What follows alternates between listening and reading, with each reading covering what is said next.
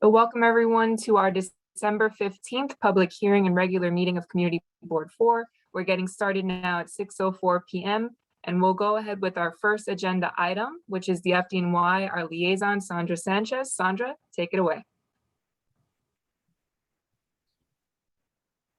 Good evening, everyone. Thank you so much for inviting me to your general board meeting. I often work closely with Mr. Camacho and alongside Celeste, so I'm happy to be joining you this evening. And they asked me to just bring a few safety tips. So here I am sharing how to make your safety checklist and to make sure that you check it twice.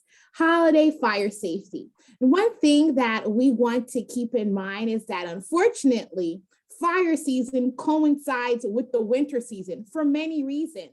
We have heating, holiday decorations, candle, and the increased likelihood that you are cooking. There are larger family gatherings within your home. For this reason, we want to make sure that our New Yorkers continue to be safe. And the first tip, the first thing on your fire safety checklist we want to encourage is to make sure that you have a functional smoke and carbon monoxide detector. This is your front line of defense. A non-functional, non-operational alarm is equivalent to it still being within the home improvement store. There's no ifs, ands, or buts about it. Secondly, we want to encourage you to think about using battery-operated flameless candles. If you are like me, I enjoy a good vanilla bean, pumpkin spice. Guess what? They cater to us. They cater to the audience. There are now battery-operated scented flameless candles, and they are very effective and also very safe. If you do decide to use candles, never leave a burning candle unattended. Keep them in a sturdy holder away from children, pets, and anything that can burn. And I want you to keep in mind that some of our homes may be drafty. So consider your drapes. Your drapes are considered a flammable item. So consider that when you are placing your candles within your home. Thirdly, we encourage you to keep decorations or any other flammable items at least 3 feet away from an open flame and heating sources. Some of our decorations are in fact heirlooms. They are old. And we think to ourselves, hey, if it's still functioning, of course it's a good decoration. Not so, not quite. If your decorations are frayed or they have pinched wires, it's time to say goodbye. Discard your worn decorations. Let them go. Another point that we really want to stress is that you want to ensure that multiple extension cords are never strung together. They call it daisy wiring. Make sure that the cords aren't running beneath rugs, carpets, or furniture, because you want to make sure that you have eyes on it at all times. Being that if in fact the wiring becomes exposed, it becomes extremely hot. You can't see that. You can't smell. Well, unfortunately, if you smell it, you're probably further into the problem. But you want to make sure that you have eyes on it at all times. And also, you want to be aware of overloading your electrical outlets. The truth of the matter is that when our homes were being built, they could not imagine that in 2021, every single person would have, at minimum, I could think off the top of my head, 20 appliances in your kitchen. This is not including your cell phone. This is not including your iPad, your tablet, just appliances within your kitchen. And the truth of the matter is that there aren't enough outlets. There are not enough outlets in the homes in our dwelling spaces. So we make up for that by using power strips and power cords. Power strips and power cords were not created for anything heating or cooling, no matter what that manufacturer may say, no matter what it says in the directions. Anything that involves heating or cooling should be it should be connected directly to the wall, directly to the outlet. So that's for your toasters, that is for your refrigerators, and certainly for the next topic that we're going to talk about now is space heaters. Never leave a space heater unattended. And if you're turning it off, please turn it off when you are leaving the room or going to sleep. Easier said than done. We've had, I would say, a warm week thus far. But the truth of the matter is that it gets very cold. It gets below freezing. And we understand that we want New Yorkers to be warm, but it's also paramount that you are safe as well. The last tip that I want to share with you for tonight is make sure that you keep your doorways clear. Keeping paths and exits in the house clear can help you and your family get out faster. We take it for granted that we know that there happens to be a chest in that hallway, but imagine that in the layout of your building, if there is a fire operations personnel trying to get to you, they're not aware that you have a storage bin within your hallway. And I'm sure that you want us to be able to get to you, and we want to get to you as quickly and as safely as possible as well. Thank you once again for having me here tonight, and I will stick around. I'll also share with you my contact within the chat, but for those who are not on screen or able to see the chat, it's sandra.sanchez@fdny.nyc.gov. Many thanks and a happy holidays. All right. Thank you so much, Sandra. Any questions from the board or from the public? I don't see anything in the chat just yet.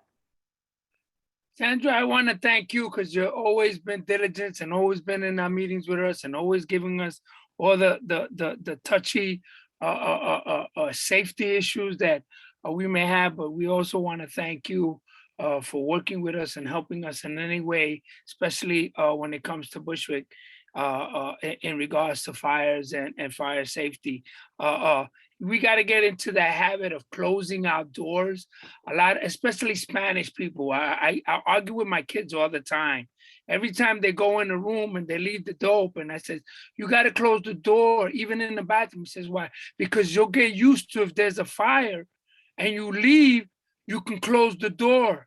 You know, you get used to doing those things. Don't leave everything open because you know how kids are. They run out, they leave everything. Just close it and just double check to make sure everything's all right. I try to tell them constantly, and don't put anything in the hallway, suitcase, anything, because if the lights go out and there's a fire, we can't see the suitcase. We can also trip and fall on ourselves. So I'm constantly thinking every time you talk about that and I see that, it brings a flash into my mind like, wait, safety first, you know, let's make sure, you know, especially in a 1 and 2 family homes, that you're used to leaving things all over the place. All right. Thank you, Mr. Camacho. Is there anything else for Sandra? Going once, going twice? All right. Thank you so much, Sandra, for joining us. And we'll be speaking soon, I'm sure, about district issues. Okay? Excellent. All right. So that concludes our first public hearing item. We'll go ahead and move on to our second, which is an overview of the board's, specifically the Housing and Land Use Committee's responsible development policy. Just before I do that, I want to make sure that all of the elected official representatives that are in attendance this evening saw my message in the chat. If you're here, just send me a message directly so that way I know and I can add you to the list to speak later. I know we have some new liaisons and I don't want to miss anyone unintentionally when we go through introductions later, and of course announcements at the end of the meeting. This goes for our city agency representatives, aside from Sandra, who are here this evening, and our community-based organization representatives. You can just send me a message directly in the chat and I'll add you to the list to speak, to speed things up a little bit later. All right, just give me one moment and I will share my screen.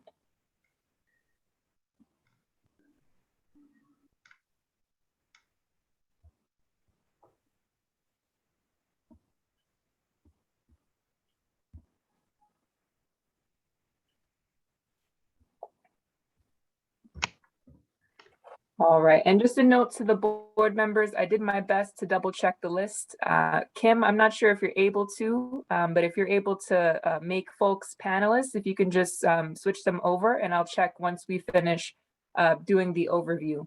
Anne, are you there, Anne? I am here, yes, thank you, Celeste. Okay. Would you like to do a brief just summary, or would you like for me to go through it? How would you like to? Sure, I can give an overview.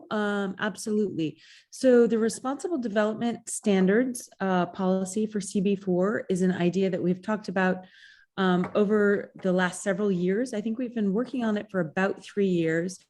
And the origin was, as I think many of you know, was to develop basically a series of basic standards and guidelines and beliefs and values that represent what this community board would like to see in development that comes before us as part of the ULURP process. Obviously the ULURP process is a portion of the development that happens in this community, but this is really for everybody. We want to share what we believe in. The origins were that the Permits and Licensing Committee came up with almost like a checklist to say, hey, this is what we believe in, and just to make everyone's life easier, so that people who come to the board know what we value and know what we care about before they even come here. And just to save some sort of time and make sure that there's a lot of clear communication. So we started this about 3 years ago. Obviously, the pandemic did not help process on this. It was supported on a technical side by ANHD, which is the Association of Neighborhood and Housing Development, unless I've screwed up the acronym. So a lot of the technical back end, and was also informed by some of our fellows or brother and sister community boards around Brooklyn who have developed these in the past. So a lot of the work was based on things that had come before us on the Housing and Land Use Committee.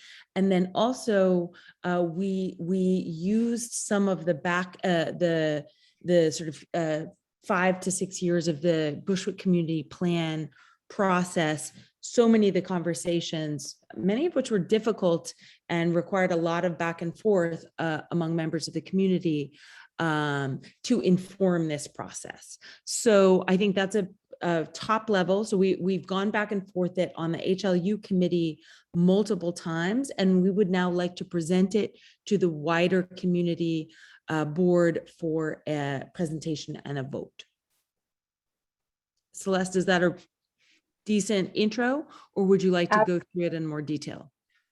Absolutely. I think from here, if you wanted to just go over the categories, and then we can kind of just scroll through, I think that would suffice. And just like if you to whatever degree, you can just summarize those sections, and I think that would be fine. Yeah. Absolutely. And so I'll ask you to scroll forward on this. And just to for the wider community here, we actually, not this past HLU meeting, but the meeting before, we went through this in 2-hour detail. We went through every single issue and discussed it and had questions. So the committee is comfortable and we'd like to present it. So the first category is as of right requests. Basically people who are proposing something that the zoning permits, and that, do not necessarily need to go through ULURP, and then also ULURP. So basically they really should apply to all. Oh, let's see, I'm sorry, I can't quite see this. I need my, so it basically what we are asking people to do is to stick to the zoning recommendations that are in the Bushwick Community Plan, which very broadly speaking are protecting mid-blocks and the residential areas of the community and allowing somewhat greater density around transit and on sort of the busier corridors like Broadway, for example. So that is one. Sorry, let me just, I need my reading glasses, my apologies. And maybe Celeste, if we could go back and forth on this. Sure. Yeah. So we are always asking anybody who is proposing, whether they are as of right or not, we ask them to come before the community. And this is a big one, if a development is proposing that they will move from manufacturing to residential or mixed use, that they really preserve the same amount of manufacturing that they're losing, and then the residential and mixed use is above that. And that the amount of affordable housing that they propose, it must surpass the basic city guidelines under MIH in both the number of units and the amount of affordability. All right. So yeah, and just to add to what Anne has already said, this is an absolutely iterative and evolving document. So just because the board is reviewing this today and will be making a recommendation later, does not mean that it's going to stay set in stone. We know that there are a lot of factors that change, and this is supposed to be an adaptable document to really reflect the community's needs and wants as it relates to development. The next category is height factor or quality housing, and just a quick overview. Height factor is a tower in the park style development. Typically, you'll see, very tall, skinny buildings surrounded by, potentially some open space, or just a very tall building that's not necessarily in character with, everything else that's surrounding it. Quality housing generally refers to more contextual development. So if you have a row of 2-family homes, continuing that type of development or something that's similar, so like a shorter, denser building as opposed to a taller one. I think that basically covers. And of course, the community has echoed, we don't want to keep seeing the tower and the park style development or the finger buildings, as they've been called. We would like to see more quality and contextual housing. Exactly. The next one is mandatory inclusionary housing, commonly known as MIH. It's a city program that whenever there is a sort of significant zoning change, there has to be a certain amount of built-in permanent affordability. The city does give developers several options, and we have looked at what those options are. And while it's a little bit technical, the Housing and Land Use Committee felt very strongly, and a lot of the sort of advocacy organizations that we have worked with feel strongly that options 1 and 3 are the ones that should be selected.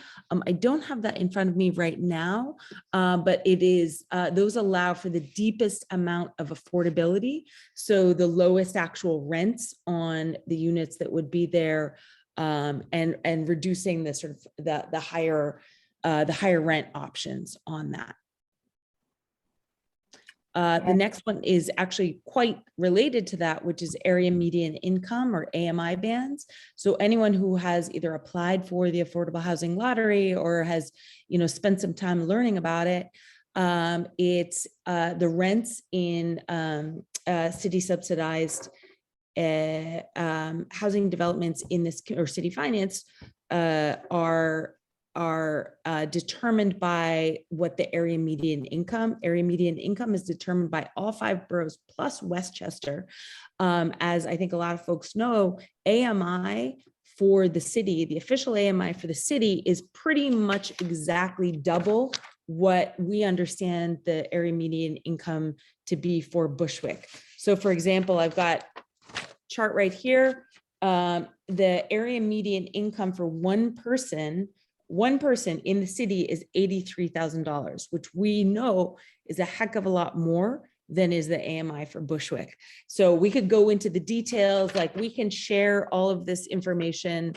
I think it's really worth looking at. And I think this is an issue that, we'd like to sort of work on, with other people and try and push back against this going forward. But for these purposes, we are asking that, can you scroll back, Celeste? I'm sorry, I lost the item. Yeah, AMI, there we go.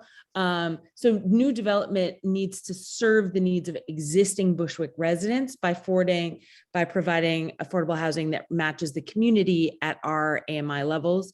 And so, yeah, it has to go beyond the official requirements. And let's see. So this is some pretty technical stuff about some of the programs, but we have to, the basic idea is that if the AMI for the city for one person is $83,000, and that's 100% of AMI, we are really looking for developments that are in the 20, 30, 40 and maxing out at 50 and 60% AMI, because that's really what makes more sense for this community. So that's a very short version of that. All right. Would you like me to next up, take Celeste. unit? What's Unit that? composition? I said, would you like me to take unit composition? Sure, thank you. Okay. So this really speaks to how the board has in the past emphasized to developers the need for family-sized apartments or units. Typically, you know, I would say for the past several years, we've seen a lot of the new developments in the neighborhood include studios, 1 bedrooms, 2 bedrooms, you know, really inaccessible both in cost, but also in size for our families. So this is really what this section is speaking to. Exactly. And next up is parking, which is obviously a big issue in this community. But, you know, we had a lot of pretty tough conversations about this and came to a decision that if it's a fight between affordable housing and the number of extra parking, because that's often a trade-off that people who come before the board will present, say, oh, I could do more units if I didn't have to do parking, or vice versa. So we said, if there is a fight between those two, then we're gonna support more affordability. But then we also said that larger developments over 100 units really do have to have some parking, even if the rules zoning for the ZQA would allow that to be optional, because there are city opt-outs. So is really about trying to balance the need for affordability and parking, both of which are real issues in the community. Next up is the good neighbor policy.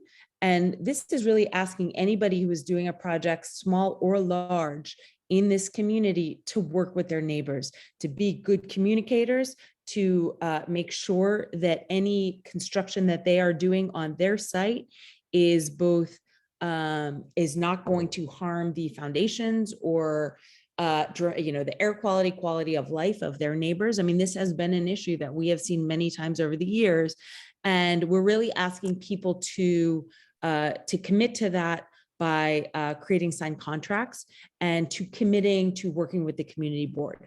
And they sign contracts with the neighbors and then working specifically with the community board and the local precincts about things like street closures for, large construction vehicles, that kind of thing. So next up, I believe if you could take that, Celeste, if you wouldn't mind. Sure. So construction contracting, the gist of this, there's some, very specific construction law type criteria here. But I think what we were getting at through the community's conversations was making sure that when developments are occurring in this neighborhood, they are taking advantage of local contractors and local hiring. We want to make sure that folks have, economic opportunities and they're not just bringing in folks from, out of the city or other parts of the city for these opportunities. And specifically, as Desmond is often very quick to speak on, prioritizing local and MWBE, which is minority women business enterprise businesses, when essentially doing this type of work. That's both during construction and post-construction. We know that there are many jobs. It takes a lot of people to bring these projects together and of course to maintain them in the future. And that's what this item is speaking to. Great, thank you. Next up is employment opportunities post-construction. This is also a real issue, is to provide living wages for if there are workers that are employed as part of the, a larger development, especially, is really to hire as locally as possible, to work with local employment groups, such as, St. Nick's, et cetera. There are others, and to do as much, let me just zing it, but really to prioritize quality jobs that are as locally hired as possible. And then to work with unions in whatever situation possible, because that is something that we believe strongly in. And next is safety and quality of construction. This really speaks to the high volume of concerns we've gotten over the past, I would say, 5 to 10 years within the community regarding, development that's increasing in pace. It may have slowed down during the pandemic, although we still get a lot of concerns from folks about development that's happening next door to them on their block, just the overall impact of construction. So this item is really speaking to both the law, right, as it relates to building, but also just making sure that folks know that we are paying attention. And if there are any, I just want to put this out there to everyone on this evening. If you ever have concerns about a building, there is publicly accessible information, but the community board can also look into it and make sure that they are complying with construction and all DOB regulations. Absolutely.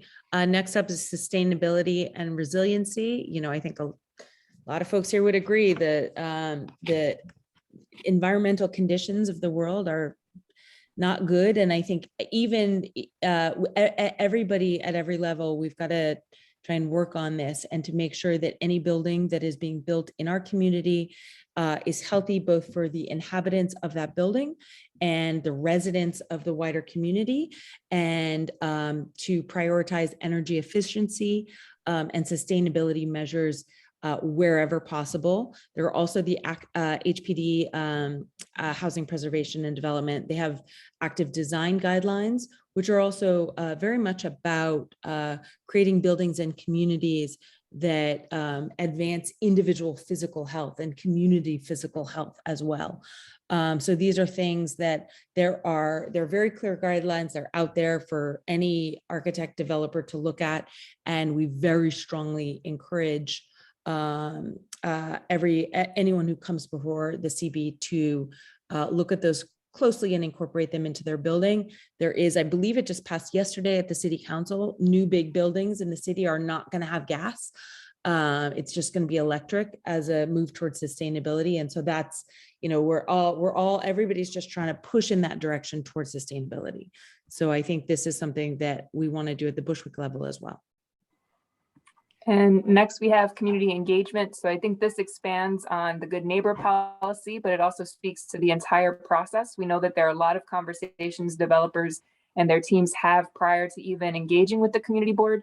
This is just for them to, for us to say to them, we want to hear from you as early and as often as possible, just to make sure we're aware of what's going on. That way we have a sense, right? It's very difficult when board members or the public hears from a developer one time. There's a lot of dense information. So the more we hear from them, the better, the better able everyone is able to understand what's going on. But it also just creates a relationship, right? And a conversation. And I think some of the board members can think of developers that have done a good job of that over the past few years. Exactly. And I just want to second that it is so important. The way that the ULERP process is designed is the building is basically almost finished in design before the city requires it to come to the community board.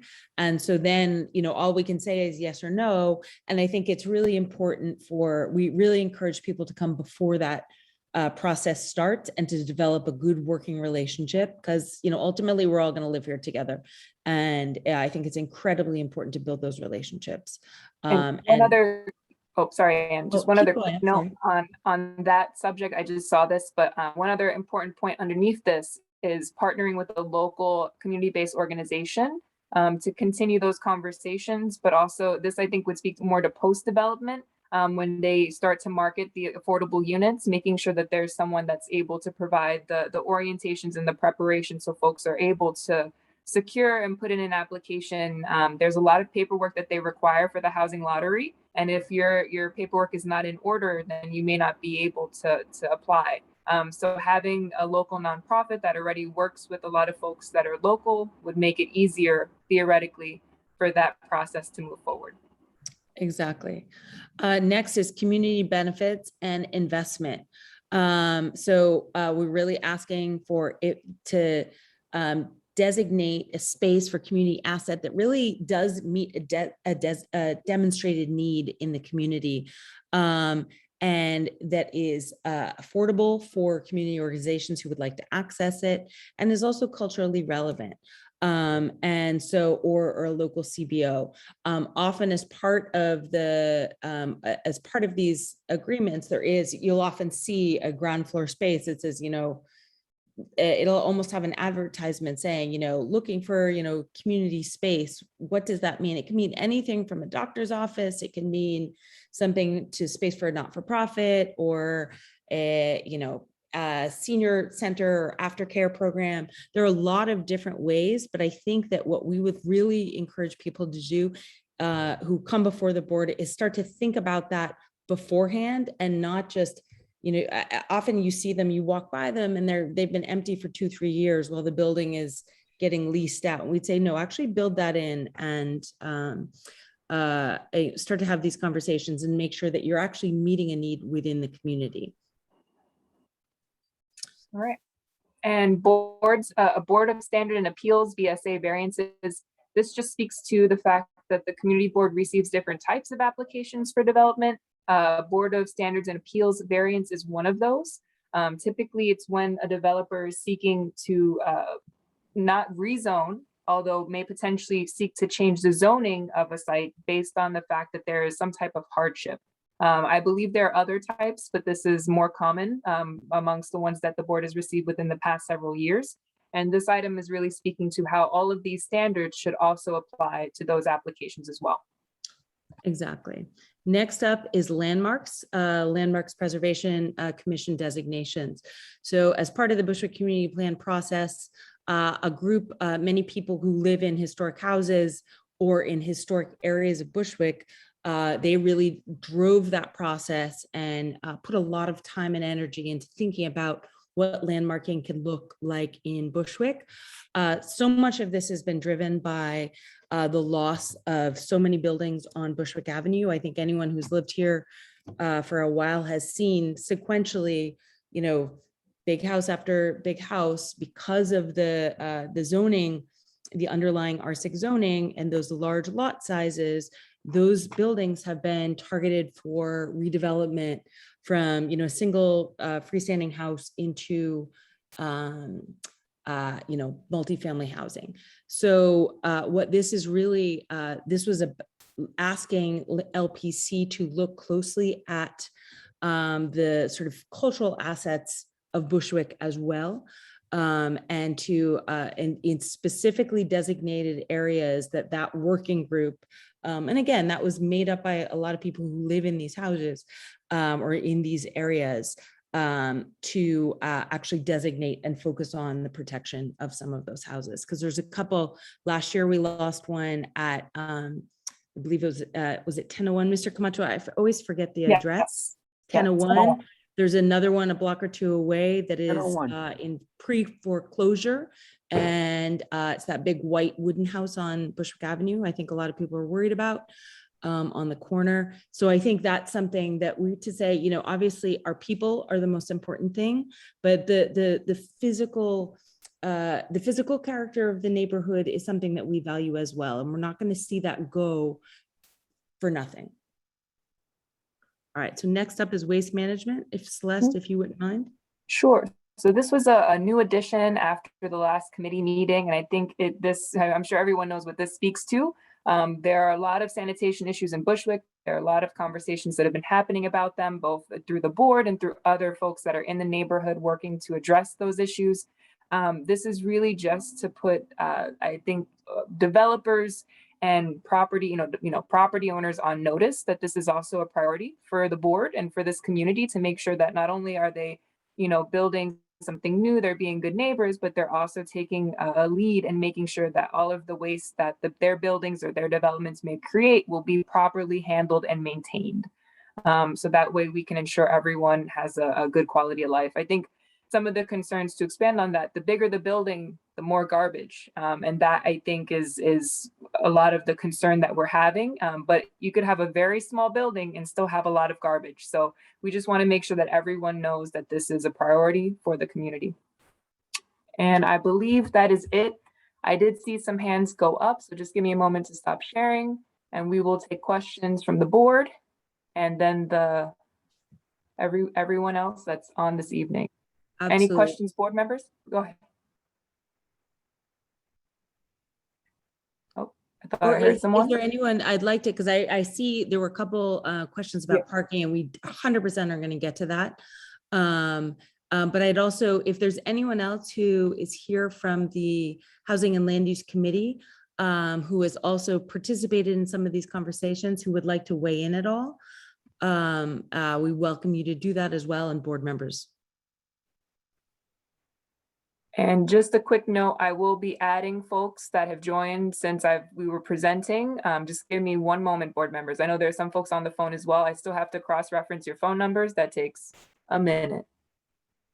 I know in the chat there's things about parking and they're talking about parking and getting rid of, but sometimes you have people that are disabled that can't, or limited income, that can't rent that Uber or know about the Uber like everybody else does and can call a cab and come and go. Some people don't have the luxury of having money like that, but they have a car or a family member that do have a car that drive them around. So parking is very important to our seniors, one, and to our people that are disabled, that need the transportation, that can't get on the train because there ain't no elevator. So parking is important to some people. So we have to work with everyone, not only the new people that here that are not for cars, that are on the train or getting on their bikes. A lot of people are disabled like myself. It's hard for me to get around or carry bags. And when you create a situation where you're only thinking about the people that live in the building and not the seniors and the handicapped people, you always got to worry about them too. So we have to have an open mind in regards to parking. That's why people are flashing there. Why parking? Some people are seniors, some people are handicapped, some people need accessorize, don't come as fast as you see it comes. Some people are not computer sassy with the Zoom or whatever it is, the app that you guys got. We have to work with everyone in our community. And that's what we're here for, to make sure the forgotten one also have a piece of the pie in the community that made this community what it is. So we want to make sure we echo for them. Not everything should be a bike lanes and parks. And so we rather make sure we work with our seniors too. And so I just want to pick up on what Mr. Camacho was saying. And, you know, this is obviously this is a really tough issue for this community board and for a lot of different people in the city. And I think this is so much a question of balance and trying to figure out what is the balance for this community. There is huge needs for housing, and there's also a lot of people who still need parking. We don't treat parking as a right. It's a privilege. You know, it's not automatic. You know, nobody is saying that, you know, you shouldn't even have to like walk around the corner to park your car. We're also saying that there are real needs within the community for people with cars. And it's really a question of balancing that. There have been a couple big proposals that have come before the Housing and Land Use Committee in the last year. And it's always been a huge and very robust conversation about what that parking balance is, and trying to understand, all right, how much, you know, if there's underground parking, or what are your expectations of the, you know, in terms of, and this is a question to the developer, of how many parking spaces you will need. In several cases, we have asked them to, or there have been projects that have not done. I'm sorry, let me just finish and then we can open it up for questions. But there have been trying to understand what is that balance between affordable housing, which is something that is everybody, I think, can agree on is a huge need. And it's just, but also making sure that there is still some, and it's really, there's no easy answer. I think some people, you know, in this meeting would say no parking. Other people would say 100% parking. And I think nobody's going to be happy with the answer. And we need to sort of come up with a balance. So if there are other specific questions on that, that was a very general answer, but I think it's just trying to represent the struggle that we at the Housing and Land Use Committee, and in a lot of ways on CB4 have been and working with. And I agree, Gwyneth, Anthony, I agree. We don't treat parking like a privilege. We treat it like something that is needed in the community, but it is absolutely not a privilege. It's not 100% guarantee. And so it's again, this is a big question of balance. So I would like to go in order just so that way we can respond to folks that asked questions earlier during the item. Joanna, if you would like to go first, and then I'll start with the first question in the chat. Good evening, Joanna? everyone. Yes, I'm here. Can you hear me? Yes, yes. Yes. One, congratulations on even getting this done. I'm sure it was a yeoman's effort.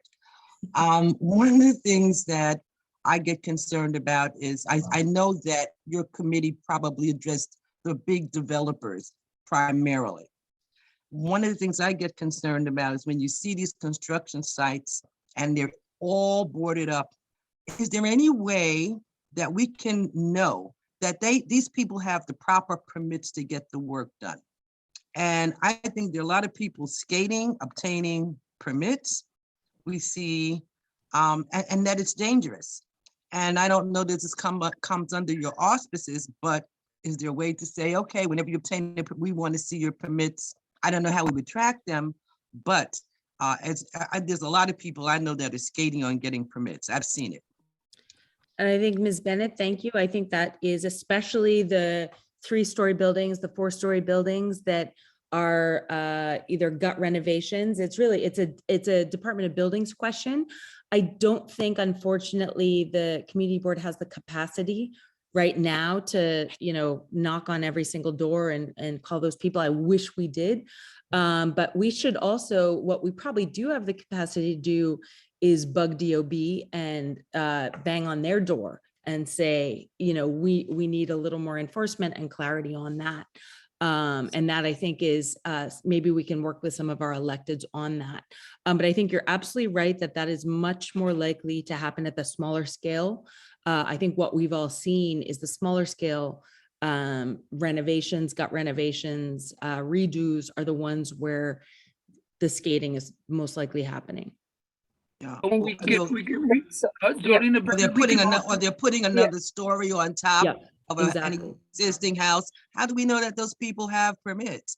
But anyway, but you answered my question. Thank you. Yeah, but Jolena Bennett, if it's not posted and you see things going on, call the board's office and we'll make sure that we'll find out that they can post it to us to be aware of what's going on. Sometimes they don't post it. You're 100% right. And we know after the fact that it's being built. So maybe they need to do that. When we meet up with the buildings department we'll make sure that they put the proper documents in the building like that. We know the scope of the job and what in detail is that they have to do. So we'll make sure that if anyone sees anyone like that, call the community board office and we can get some clarification and make sure that they put it up, because that's a violation. They should be posting anything up on there that we should be knowing about, whatever job they're doing.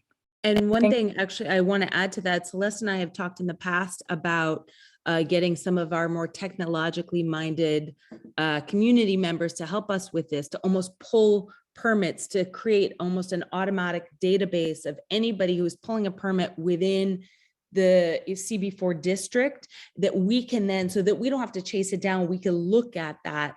And then, maybe Camacho walks by one, I walk by the other, and we actually make sure that that's there. The permits, rather. Thank you. Thank you all. And just to provide additional context, so the board's office does receive on a weekly, if not daily basis, the updated construction permits from the Department of Buildings. This includes variance requests, this concludes everything that they're doing. And it's correct that we as board staff, and even I would say as board members, don't necessarily have the capacity to see everything at the same time, but that's where this is a two-way street. And everyone that's on this evening, is very capable of taking a look. You walk by on your way home or your way to the store. If you see something that looks suspicious or it doesn't look like it's happening legally, Mr. Camacho is absolutely 100% correct. Give us a call. And if we need to get the Department of Buildings involved, that's what we will do. And I've also dropped in the chat the DOB building information system. This is public information. Anyone can put in an address and take a look to see if they have permits filed. If, folks that don't use the computer, you can absolutely just reach out to us in the office and we will do that for you. But I encourage folks that can take a look and you can see for yourself what's going on, even if it's a development. You'll know right away if it's something that isn't happening legally. Yes, we have to work together. Thank you, Celeste. All right, Mr. Ceballos? Yes, You- yes. Can you hear me? Also, I have a question as well after Mr. Whoever's finished. Okay, Martha, sure. Yeah. Like a Camacho Mr. said Brown. right now, we have to work together. I go into the parking again. I think we had to fighting a lot when in the new construction to try to they put a parking, because right now in the street it's very hard to found parking. It's like a Manhattan right now. And I know some construction depending how many units they're going to have, the parking lot is optional, but like I say, we have to fighting a lot to try to the new construction, they include parking inside. Okay. Go Yes. ahead, Martha. And no, and my complaint is too, we have, I don't know, I thought in the past that if they wanted Sunday permits to work on Sundays, to do work on Sundays doing construction, that they had to come before the Housing and Land Use Committee and before the board. And we've got 1160 Green Avenue works on Sunday, and 48 Bleecker was working on Sunday. Now, I think 48 Bleecker is finished, but I believe 1160, and there's no permit up there saying that they have a Sunday permit, and I know they didn't come through the board. So we got to stay on top of this stuff. Yes, Martha Brown, I have approached them, and I also mentioned that to Celeste that we will be calling DOB in because they're not letting us know that if they, one, they are giving them permits for Sunday, and two, they're not coming to the community board. I had went to Bleecker And Street, that's right. and I saw the construction site myself. I saw them close the street. I saw them people going around the corner, and they saying they had permits. When one of the guys came out, he says, no, they were doing it illegally, closing the street out. They're not supposed to be closing. Let me know. That's I right. went and I called the precinct and they opened the street up. So they can't be closing Right. the streets up without permit because people on Right. Saturdays and Sundays doing their shopping and want to come back and go into their homes and they can't because of the constructions That's on right. Saturday and Sunday. On Bleecker That's Street and right. everything. And I witnessed that and I approached and I gave a complaint. So I think they finished. That's their house that They finished. That's Miss Mary's house. Miss Yes, Mary's they house. finished. Yes, I saw them Right. and I told them. Also on decal, they Good. did the same thing, and I approached them That's and I right. stopped them from doing it. So if anyone sees anything on the weekend, please call the office Monday morning. Let us know. Take a picture on Okay. the phone. Take a picture on your Okay. phone. Get the contractor. We'll go in Okay. there and make sure we summons them. And I so Right. appreciate that, Mr. Okay. Camacho and Ms. Brown, because I think we need a paper trail for that, like whether you want to call 311. I think calling the district office is better because I think it's a little more responsive. But 311 also, it creates that paper trail, but it's trying to keep people accountable. Like if they are working within this community, there has to be a give and take and a level of accountability. And so if you see that happening, please call the office because then if Celeste says, I've gotten 8 complaints about this building site, DOB can't say not, like they can't ignore it. Well, I have called 311 and I do have the complaint number for 48 Bleecker, but I know that they finished. They finished with whatever they were doing on the weekends. But And 1160 Green Avenue. on one weekend, they did have permits. I remember because they did show us and I called Right. myself. They did have permits, but that was only for that one weekend that they put in. I don't know who's allowing One them to, weekend. but they said that the I don't mayor was either. allowing these people to do it on weekends because they get more money. The city gets more money when they do it on weekends. So we're gonna have But to find out. I remember in the past, all these developers were supposed to come to the board and get permission from the board. And you remember, Ms. Camacho, and anybody else who was on the board, when they Follow first up. all started developing, they had to get permission from the board for a Sunday permit. We can't go into their neighborhood on Sunday and do a Saturday and do any building and do any construction, but yet they can come in our neighborhood and do what they want to do, and I think we need to stay on top of it. And you can't, you're not going to do that on Park Avenue in Manhattan. They just figure they can come in here and do. Anyway, we're not going to belabor this issue, but we need to stay on top of it. All right, thank you. Martha. Thank you. And one other point, please let me just interject this. When they're doing construction in Bushwick, rarely do you see a flagger. They will be doing the construction. Traffic will be backed up. People, buses can't turn, and there's no one directing traffic. You're not going to see that in Manhattan and other neighborhoods. And That's it's right. constantly That's right. happening in Bushwick. And these contractors, it'd be mandatory that they have flaggers to direct traffic on these construction sites, particularly on the commercial corridors. I've seen it where Gates Avenue buses just came to a screeching halt, and the bus driver had to get out and direct the traffic because there was no one there and people were waiting. So that's just my suggestion. We're I'm gonna sorry. make sure we get someone to do a presentation and make sure that we hold them accountable next time. Hopefully by January, we'll bring them down and we'll give our concerns to the people that are in charge. Halsey Street in Bushwick, Halsey Street in Broadway, construction, buses turn there, nothing, nobody's directing traffic. It's awful and it's dangerous. Okay. So these are the type of concerns, everyone, that should be brought to the board's office. And I want to be mindful of time. And I see your hand. I just have a few things to get through. I've been waiting while everyone was speaking. So the first thing that I would like to just mention, there are some questions in the chat that I would like to respectfully respond to, just to make sure folks know we're hearing them. Ms. Wade, Tashana Wade, how is AMI calculated? I did drop a link in the chat to HPD's AMI webpage. If you're able to take a look at that, I encourage you to.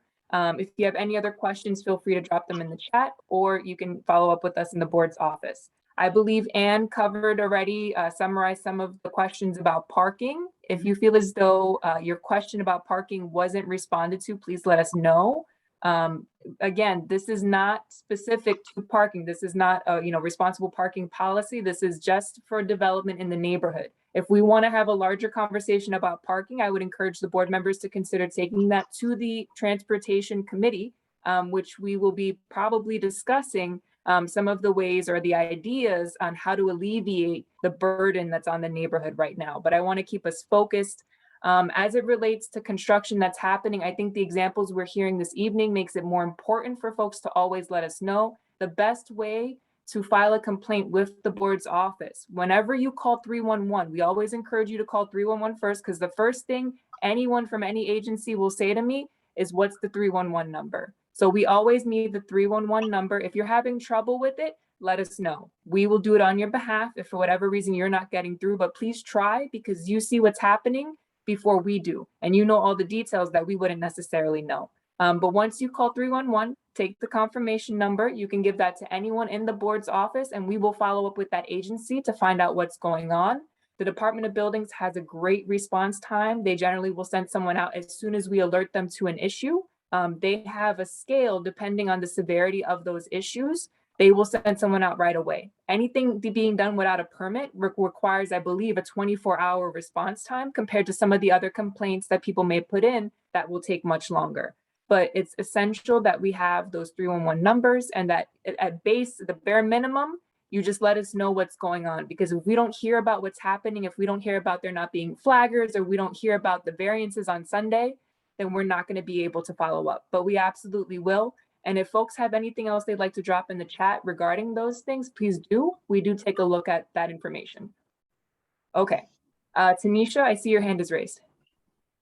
I just wanted to quickly say that I think there's an after hours variance map that shows like construction projects that have an after hours variance like permit or permission to work on the weekend, Saturday and Sunday, or at other times, because I know that there's no construction allowed before 7 a.m. or after 6 p.m. without the after hours variance.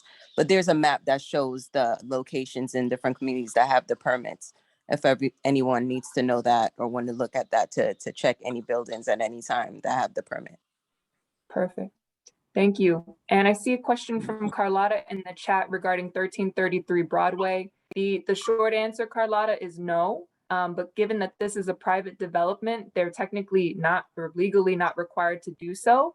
We do have the thread that's ongoing with the group of residents that have been having those conversations. So, and I know that we will likely have more updates on that later in the meeting during Anne's report under housing and land use. Also, but also Councilmember-elect Nurse had a question in the chat. Celeste, if you wouldn't mind pulling up, or maybe you wouldn't mind reading, just because I don't have it in front of me right now, the M to R stipulations, because I know that you had that up recently. So maybe, Sandy, would you be able to ask your question? Yep. You should be able to unmute. Sandy. All right. Oh, Go ahead. We can hear you now. okay, sorry. Thank you all for this. This is like really awesome, and I can tell it was a labor of love, and it's certainly much needed, given that we don't necessarily have a plan implemented. So I just had a question. When you were scrolling through at the beginning, I had a question. When you're saying manufacturing to residential, are you saying that if a developer wants to go from manufacturing to residential, that they either preserve an equivalent amount of manufacturing space and hit a certain threshold for MIH, or is it that they either preserve that space or they create the residential threshold that you're looking for? I guess I just was clarifying because I missed it. And Celeste, maybe if you wouldn't mind pulling up this specific language, I think it's an incredibly important question that you ask. And this is what we keep seeing again and again. We have a project that is coming before us right now, specifically. And my understanding is that it is preserve the equivalent amount. This was born out of the Bushwick Community Plan, Right. and a lot of the work that went into that. And for everybody else on the meeting, I think there's many, everybody feels we need more affordable housing. And what we have seen over the last 10 to 15 years, or the 10 years I've been on the board, the big rezonings are always M to R, which is basically manufacturing to residential. And so that is, for a while people thought, oh, it's a win if we get affordable housing. And then people realized, this is not a win if we are losing the potential for jobs. If manufacturing jobs have been an absolute backbone of sort of jobs and employment in this community for decades and decades and decades, and we can't just give that away. And so maybe I will read out loud. Oh, yeah, and I see, sorry, I guess I see that it says with mixed use. And I think that was the key word that I was missing. Okay, so it is, and again, the responsible development policy, this is an ask. There's nothing enforceable about this, but this is a statement of values, a commitment to what we as a community believe, and that we have worked on together collectively over the last 3, 4 years, or if you include the work that went into the Bushwick Community Plan, the last 5, 6, 7 years even. So these are shared values. We can't enforce them, but we are asking for them. And so it's giving us a sort of position to work from. What we typically see is projects that either preserve some of that manufacturing and have higher AMI, AKA affordability levels, or have switched the manufacturing to commercial and have better AMI levels. So there's no good answer to it, to be honest. And this is what we are seeing come before us. Thanks for that clarification. I missed that mixed use part, so I thought it was Andy, but we want to make sure that because mandatory inclusionary housing that they call affordable is not affordable to this community. So we want to make sure that if we changing from it, that it be deeply affordable for the people that can live in that place, and also the factories and the rental in regards to some of these commercial places that they're gonna get in there. So we want to get more buck for our bang if that's what we're gonna do, or that's what we choose to do. because we're tired of giving away. They coming to us when there's a manufacturer to change it from N to R, and then they just give us the bare minimum, and then they charge all this rent and all this for commercial space, and then the people that been live here can't rent the place there. So we want to make sure that if that is that they're going to take a chunk of loss. Like some developments are working now and do 100% affordability for the community, and also make commercial space rented for communities like ours. So that's what we're really focusing on. So absolutely, just a second, that it was born, this whole conversation was born out of the desire to preserve manufacturing land and not just give it away for nothing, frankly. And then the fact that, you know, the current affordability rates, a 1-bedroom apartment at 100% AMI is $2,100 or $66. And most of, for the last 3 years, I think, 3-4 years, and Celeste can back me up on this, the vast majority of the projects that we saw come through the Housing and Land Use Committee were at 130% affordability. And so that's probably in the $2,400 range for a 1-bedroom, which, I mean, that is just like, that's monopoly money. It doesn't make any sense for this community. It's completely irrelevant. And we are absolutely unwilling to support rezonings that give away M to R for units that have no ability to support the people of this community. And just a few other questions for Maria Vera. Yeah, we have a few others before that, Mr. Camacho. I'm trying to make sure we get to everyone's question. Daniel asked, when is the next Transportation Committee meeting? It's going to be on Monday, the 20th for this month, for December, at 6 p.m. via Zoom. You can feel free to follow up with us in the board's office. Kim, I don't know if you're able to drop that agenda in the chat. There is a feature where you can add the agenda if you're able to do that. And then we also had a message from Mr. Laren Quent. Can the committee or the board sponsor public meetings with homeowners to inform them of their legal rights during construction next to their property? So this speaks to one of the projects the board has been working on. We just got a fellow this year from the Fund for the City of New York. They're working to pull together a list of all the homeowners and the type of homeowners that we have. We know that we have a lot of individual homeowners. We also know we have a lot of LLCs. And the goal is to eventually create a forum of some type to inform homeowners of their rights, and particularly focusing on our small homeowners that we know have experienced a heavy impact with all of the changes in the community. We want them to be prepared, we want them to be informed, and we want them to be able to continue staying in this community and not have to cave to the pressures that are all around them. You're 100%, Celeste, and we also want to make sure that we're here for them and we understand their needs and what's going on in this crazy world that's going on today. So we really want to make sure that we keep our 2- and 3-family homes, because back in the 70s and 80s, we couldn't afford to live here. And now that we got what we have, all of a sudden, people are trying to take it away from us somehow, some way, with either tax liens or scrupulous developers coming in here and promising you things, and guess what? It's not really happening. So we got to make sure we take care of our 2- and 3-family homes, because that's the only thing we have to make a community like it is ours now, and not these big high rises, big buildings where no one knows anyone anymore. So these little high rises that have been here all my life, and I have seen the change, and it's taking away from our seniors, and especially our older populations that bought when no one can even imagine when Latinos and Blacks can buy these homes. It's kind of disheartening to see what's going on. So hopefully with the leaders that we're going to have now in office, they can hear our echoes and we can put them to the post and say, guess it, we put you there for a simple reason, and we need help.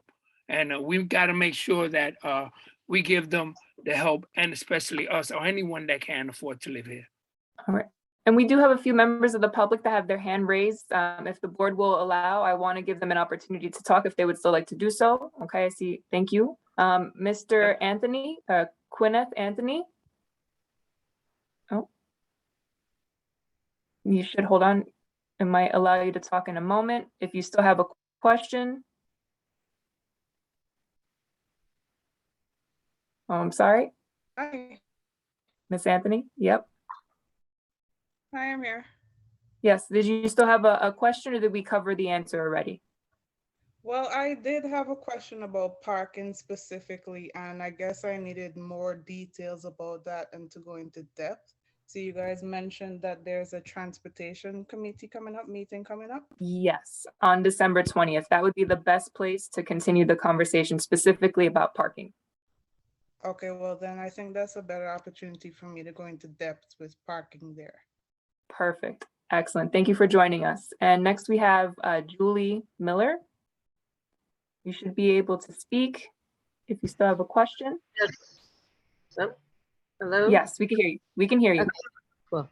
I don't know if I have a question, just I guess some things to add, just some thoughts about affordable housing and some things that I've noticed myself. You know, I know obviously there's things coming in with new developments and some predatory landlord practices, just talking about, you know, the household income.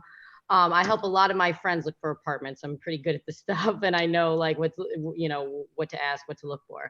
And some of the things that they're doing are like landlords requiring that in order to put in an application, you have to prove you make 40 times rent. So you get 3 20-year-old girls whose daddies are living in Oklahoma making $100,000 a year, and now it looks like this 3-bedroom apartment in Bushwick has a $300,000 income or whatever, you know. And the landlords use this to cancel rent control.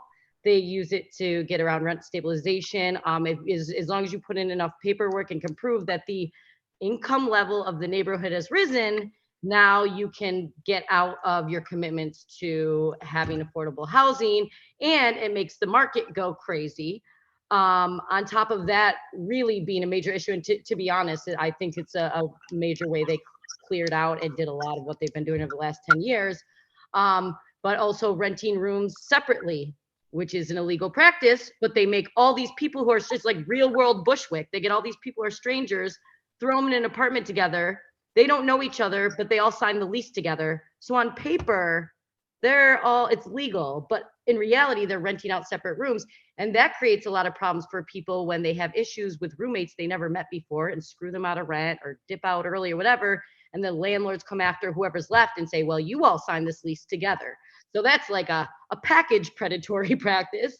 And also Airbnb. I personally rent Airbnb, but I rent out the extra rooms in the home where I've lived for 15 years.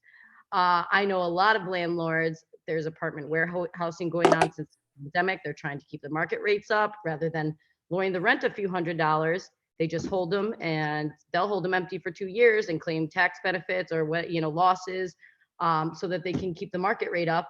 Or a lot of them are renting full apartments, Airbnb. I know landlords, friends who are live in a building, they're like, oh my, it's so cool. My landlord's got me renting out, like managing 3 of their apartments for Airbnb. I'm like, that's not cool, you know, with no one living there.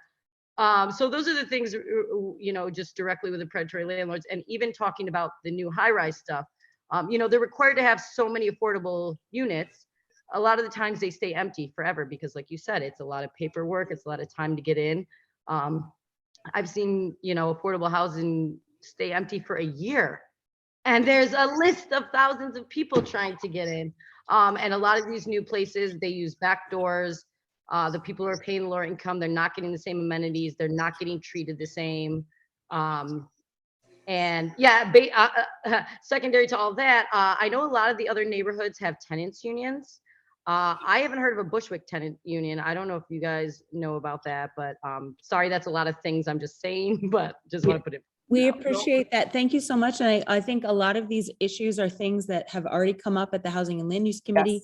Yes. We have some electeds representatives. I know that they are thinking about a lot of these issues. I think anybody who was on this meeting, all of us would welcome you coming to the Housing and Land Use Committee meetings and raising these issues there. Because I think those are really great issues. I think we've started to talk about some of them. We want to talk about more. But I do think that the responsible development policy it's sort of, we can't tackle everything in that. This is really us trying to present to people coming before us. So without trying to shut down the conversation, because this is the last thing I want to do, what I would ask is that Housing and Land Use is the last Tuesday of every single month. And please come and let's get this stuff on the agenda and let's develop a plan to actually figure out what we as a community board can do about that stuff, and the stuff we can't do. Let's just start banging on the doors of our electeds who can do something about it. Cool. Thank you so much. And so just a quick update on that. Typically the meetings are the last Tuesday. Because of the holidays this month, the next Housing and Land Use Committee meeting is going to actually be next Tuesday. So please follow up with us. That agenda, the presenter just confirmed today, and I want to let everyone on the board know that I emphasized again that they need to send the presentation no later than Friday. So if the presentation is not there, please do what you have to do when they're there in person. So we also have a question from the public from Maritza Villa. You should be able to unmute, Maritza. Can you hear me? Not oh my gosh, she's our assembly member. I was wondering, your full last name isn't there. I was I'm like, wait cool. a second. You're missing a couple letters there. Yeah, there are a few letters missing from your last name. Yeah, there's a question from a Maritza Davila. Yeah, there's a lot of questions and a lot of comments. No, I'm only kidding. And thank you so much for the presentation. I sort of came in, and for everybody who doesn't know, I am Assemblywoman Maritza Davila. I know there were some questions regarding housing. I heard Camacho, my brother from another mother. Thank you. Should I just? Yes. So people can see you. Well, Okay. Hello. Now we can see each other. Thank you. Yes. So thank you so much for that presentation. I think that it kind of narrows down everything that we would love to see moving forward in at least in my district and Community Board 4. We have a great team of people that are working, that are volunteering for Community Board 4, that understand the dynamics of this community. They know. So it's a mixture of the old with the new and trying to figure out how we condense that, right? I heard someone talking about, the AMIs and how everything has changed. Well, guess what? They have changed. They've changed in the past 25 years, right? The AMI and annual maximum income in this community used to be 30% AMI. Now it's 120% AMI. Okay, that is a significant jump. But I just want you to know that it is not just our community. If you go to Bed-Stuy, you're going to see the same. If you go to Crown Heights, you're going to see the same. This is across the board. We had, when was it?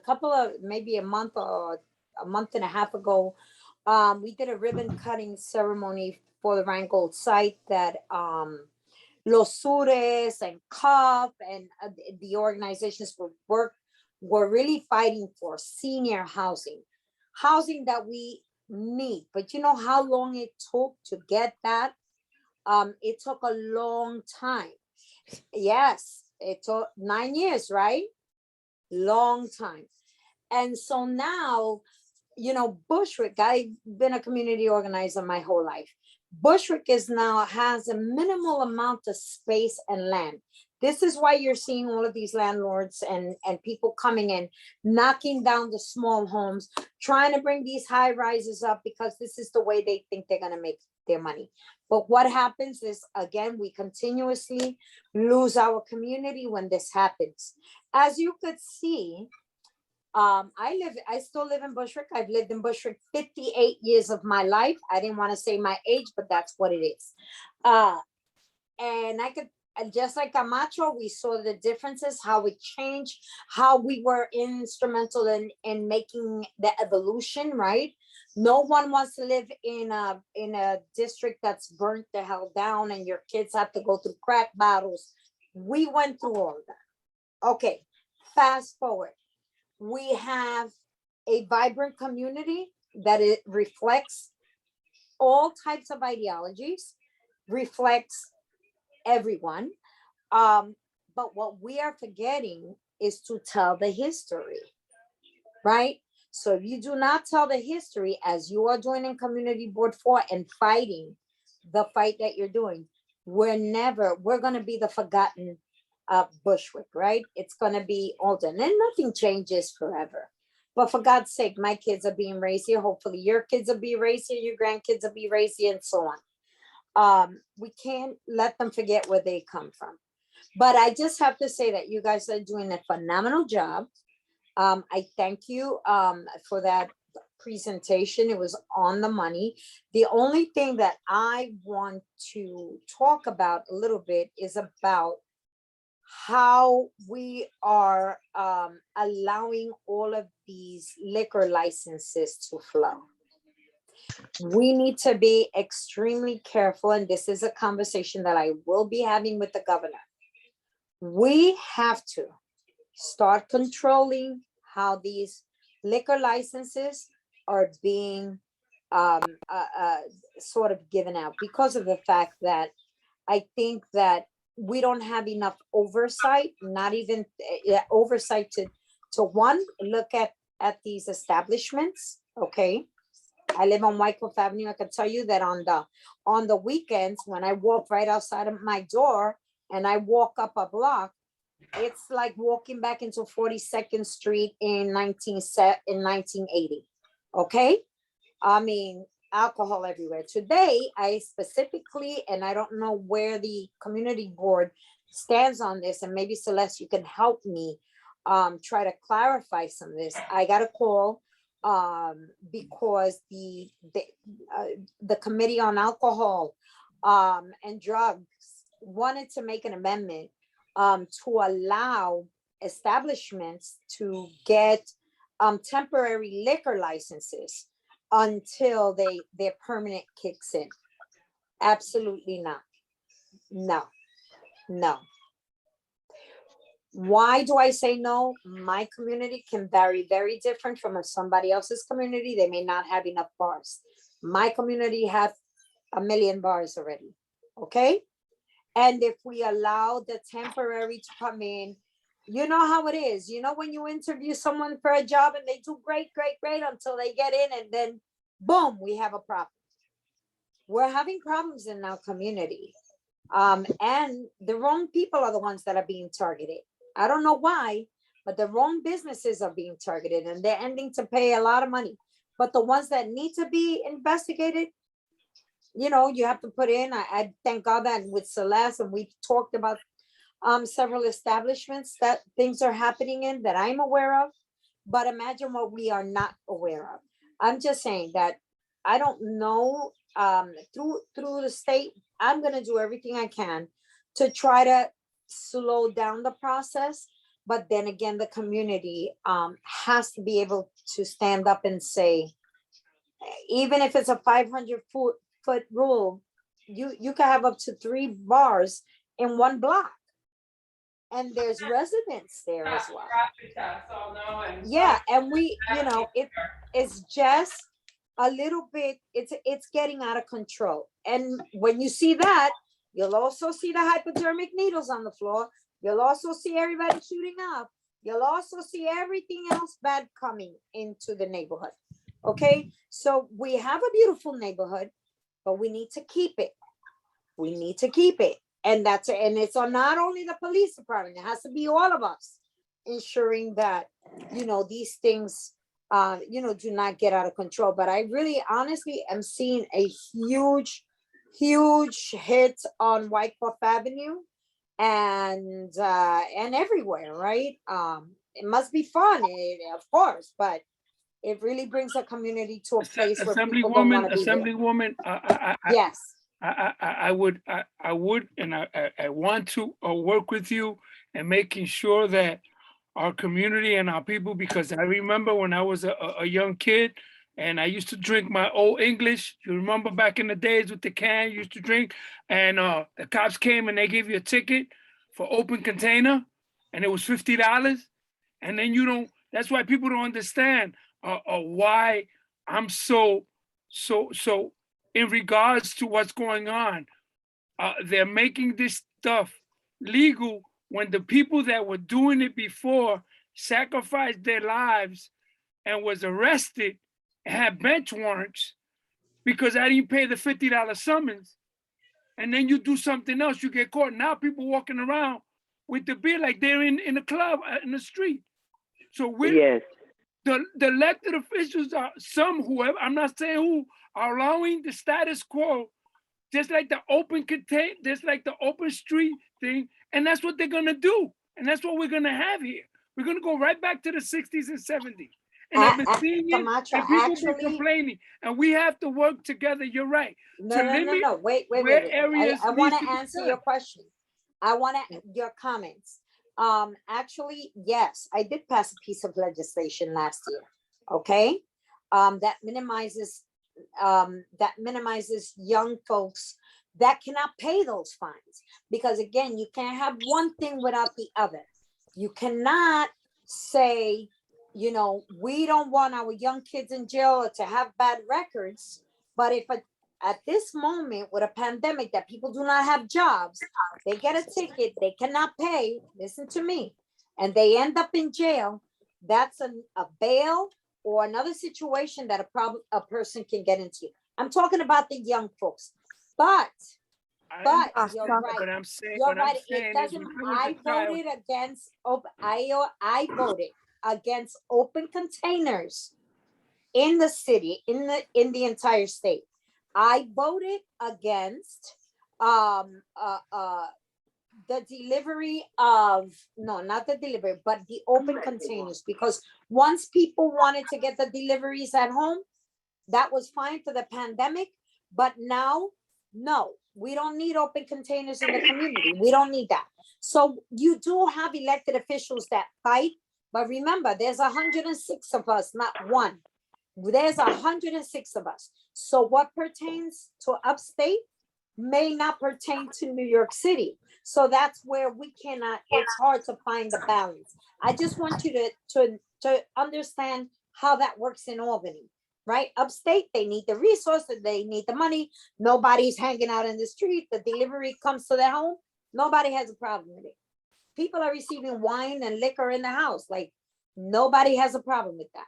But open containers walking down the street, if we're going to allow that, then we might as well have people doing drugs in the street as well. So I don't agree to that.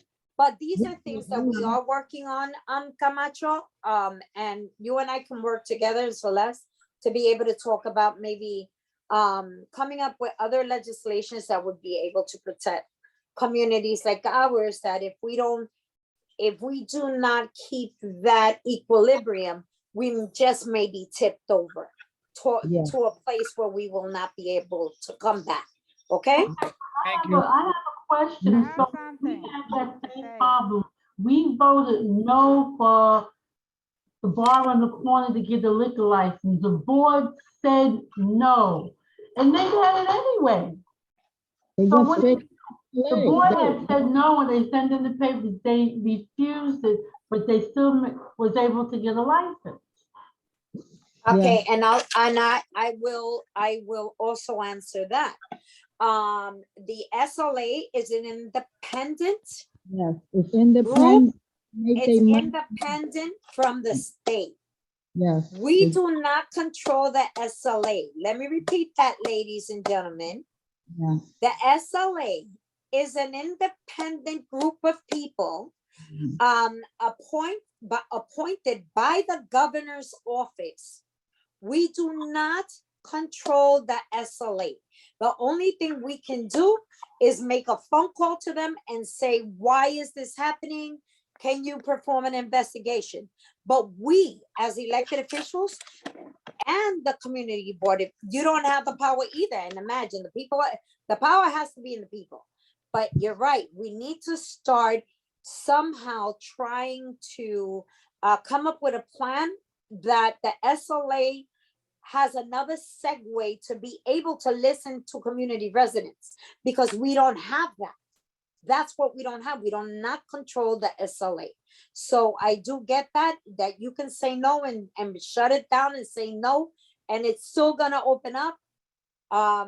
You know, I don't understand what that process is, but this is our distinct opportunity. We're gonna have we have a new governor. that's willing to listen to us. All we need to do is put out legislation that's gonna be conducive to what we're talking about right now. I got something to say. This is Gladys. I can't hear you. I'm sorry. I'm must be- sorry. Is that we having a problem with that, with the beers and liquor in this park where I live? Is the Bushwick Playground. And I mean, this is what I don't want to even say is that the police doesn't do anything. They see that they're drinking and they don't do nothing. Well, the police is on here right now, Mr. Claxton. What's going on? And then what I said, I called it in one time because they were drinking right in the entrance on inside. They were not inside. They were outside and they had packets. Gladys, I would ask you to please, because you don't know who's on this screen, May I interject? call Mr. Claxton. If you can set that up, Celeste, so she can call. We'll take care of it. I'll take care of it. Right, and keep it, how you call that, anonymous, and you talk to him, tell him where it's taking place, and he'll be able to. I didn't mean to interrupt you. I just didn't want you to continue to talk about crimes that are being committed. Let the police department handle that with you. Is that okay?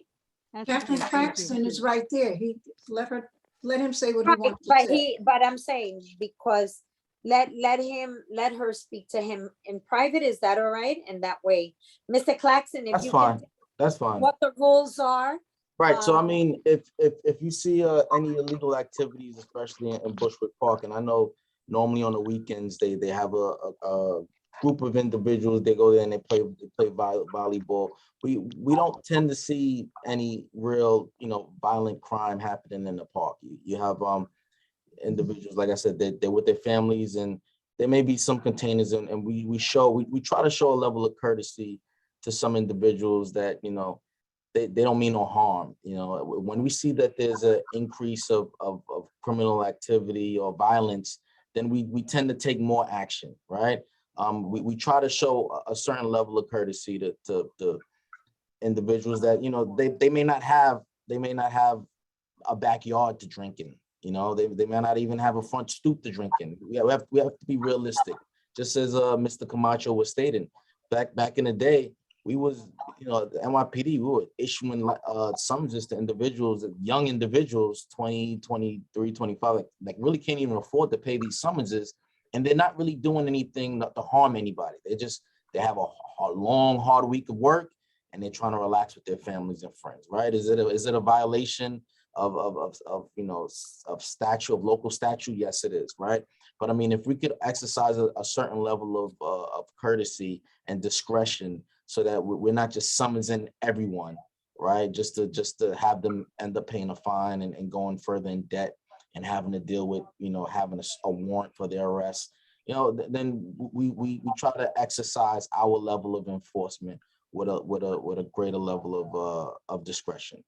If it's a problem and we closely monitor, it's not just Bushwick Playground. We monitor these areas. There's also the school playground on Covert and Central. We monitor these areas when we see a large group of individuals. They normally, like I said, they may be playing volleyball. They're with their families. There's a few open containers, but if there's no level of if we don't get any calls of any criminal behavior, I'm not talking about violations, but criminal behavior, then we're not going to enforce heavily. We don't. Captain, okay, may I? We haven't started our meeting. We did the presentation, but I want to go. Oh my God! So guys, I gotta get out of here. You can stay or there. if not, we're gonna continue to talk, and I just messed up your meeting. I'm sorry. It's okay. We're gonna. I love all of you. We're gonna full roll call, and we want to make sure we keep everybody. I didn't intact, know that. Right? I'm Thank sorry. you. I'll talk to you tomorrow, Camacho. Yes, we'll same talk. time, same bad We'll place, yes, right? thank In you. the morning. Thank you. So Sandy, he's the we'll first talk, Sandy. constituent in the office. All right. Thank you, Have a Assembly good evening, everyone. Thank you. Good night. So I know that we still have board members with their hands raised. I would just ask if you would like to send your question to us, or if it was for the assembly member. I know her staff is on. Perhaps later you can ask those questions, or you can always reach out to their office directly. For now, we do need to close our public hearing item. We've gone over by at least 30 minutes. So we'll go ahead and do that. Thank you everyone for participating. A lot of robust dialogue this evening. That officially ends our public hearing portion. We will now go into our regular meeting portion. And we will start with our first roll call. Board members, please be ready. And if for whatever reason you don't hear your name, it is not intentional, or if you're muted, it is not intentional. Just be ready to let us know you're here. Marcus Alston. Reverend Grace Yates. No, Marcus Alston. And Reverend Grace Yates is excused. Joanna Bennett. Here. Joshua Brown. Present. Martha Brown. Present. Raul Brown. Present. Robert Camacho. Present. Gardier Caphart. Melissa Carrera. Present. Felix Ceballos. Present. Louisa Chan. Andrew Choi. Daniela Davi. Barbara Smith is I'm sorry, Daniela Davi, are you present? Yes. Elvina Davis? Okay, got you. Please be ready, board members. Elvina Davis. Present. Carlos Feliciano. James Fitzgerald. Here. Freddie Fowler. Gadi Gomez. Here. Christopher Graham. Ann Guiney. Present. Jose Guzman asked to be excused. Hadia Harrison. Make it 3 and 3. Jared Hicks, please mute yourself if you're not speaking. Present. Jared Hicks, thank you. Present. Tanisha Honeygan. Present. Barbara Jackson. Kristen Jock. Present. Cheryl Jones. And just a quick note, if there are board members that have called in, if I don't have your number saved, there's no way for me to cross-reference it. Please send me a text message or email me, and we will make sure that you're able to speak. Virgie Jones. Present. Luisa Jose. Present. Andy Marte. Present. Mary McClellan. I see Mary is on, although I'm not sure if she knows how to unmute. If someone might be able to send her a text message, just so she knows. It's *6 and *9. *6 to unmute, I believe, and *9 to raise your hand. Imani Mitchell. Desmond Monroe. Present. Sammy Namir Olivares. Present. Kyle O'Rourke is excused. Zuma Novoa. Asira Polite. Present. Gladys Bulia. Present. Raul Rubio. Present. Eliseo Ruiz. Present. Bernardina Shell. Present. Barbara Smith. present. Dustin Sunborn. Present. Annette Spellin. Present. Leo Teneo. Sherry Valentine. Present. Carlotta Williams. Present. Oldhoff Wright. Frank Zimmerman. Present. Thank you. Mr. Camacho, were you keeping count or should I count them really quick? Oh, you could count it really quick. I was All right. tallying it, but No problem. Let me just go through. Bear with me one going moment. off and on. I couldn't hardly hear because it was going off and on. No, one second. Let me just go through this then. I tallied them, but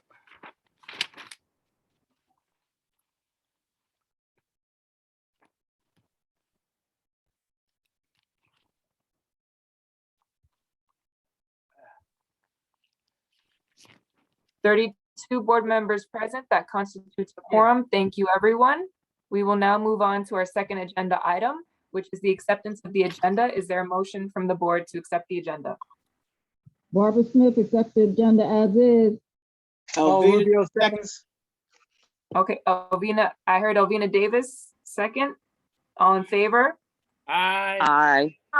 Any Aye. opposed? Any Aye. abstentions? So moved.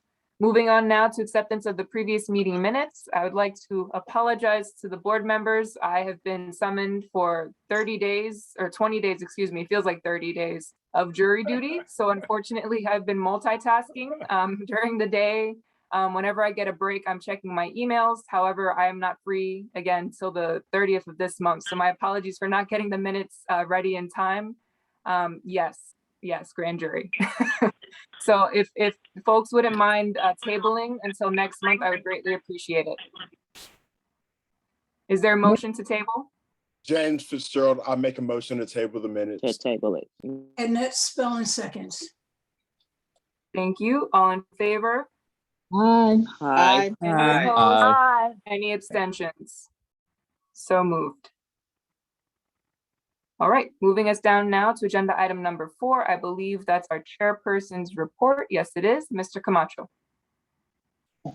Thank you all. I wish everyone, I know when we leave, I wish everyone a happy and wonderful Christmas or holiday, whatever you celebrate. We hopefully we can meet again instead of this Zoom thing, but we got to do what we got to do to be safe. It's been a rough 2 weeks because I don't call Celeste, we don't speak. So it's hard. I call the office all the time. I know Kimberly and Sharon are doing a great job. I talk to them constantly. And if anyone has any issues or concern, please give me a call the community board's office, get these committees, get on these committees, and we can address these issues instead of us addressing them here. If you get on the committee, make recommendations. Hello. Yeah. So we can make sure that we can get a rebuff answers and questions and make sure we can let the elected officials know what we want and how we want and what's going on. We can all be on the same page. So please call the community board in regards to control any issues that you guys may have. Get on the committee and let's work together to make it happen. On November 18th, Thursday at 2 p.m., me and Celeste met the new organizer from Riseboro, introduction, Wisely Vasquez. He's a new person in Riseboro. He was an employee. November 18th, Thursday at 6 p.m., Culture and Technology Committee met on the 18th, Thursday. I also did the Zoom with the Pilling development, what's going on at the developing affordable housing on Pilling. On the 19th, Friday, breaking ground ceremony at 11 o'clock. That's the Rango site for the senior that Marissa Davila was talking about. On the 30th, I was at the walkthrough with the Congresswoman, with Angel from Assemblywoman Marissa Davila and the Senators Carlos. Wasn't too happy with 4 hours. I know sent the buildings department the following day in regards to them, the flood conditions that they were having and removing and not cleaning the building with this debris and with the stuff that they were having the right way, tossing construction.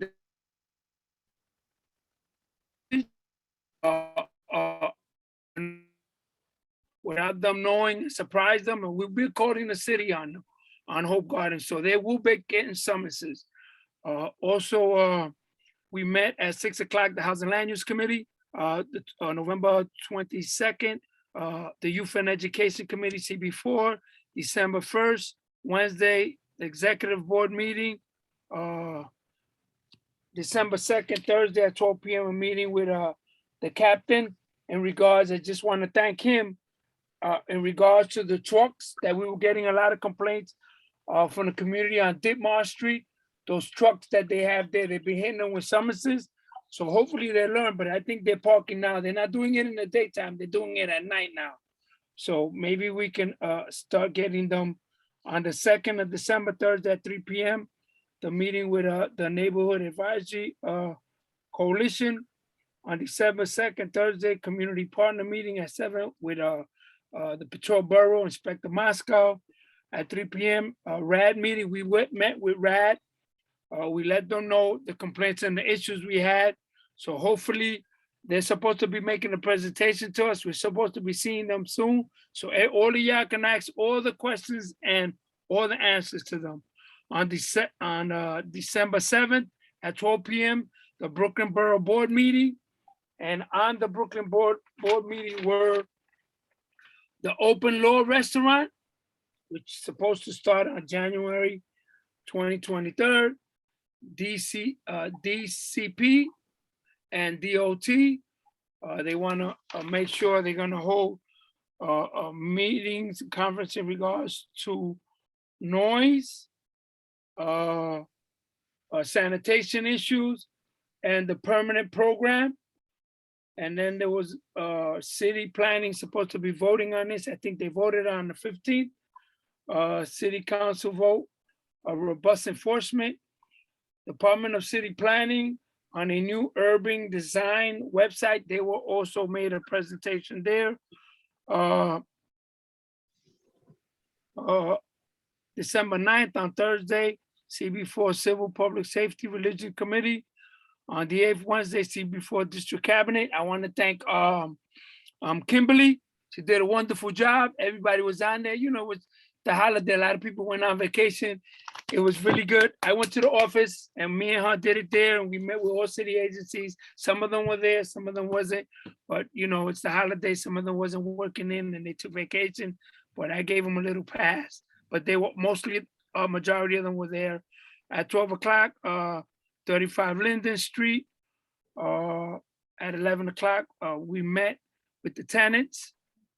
On the 13th Monday at 4 p.m., I had a meeting with Alexander Fleming. She's from the community. She's doing the new racial impact study.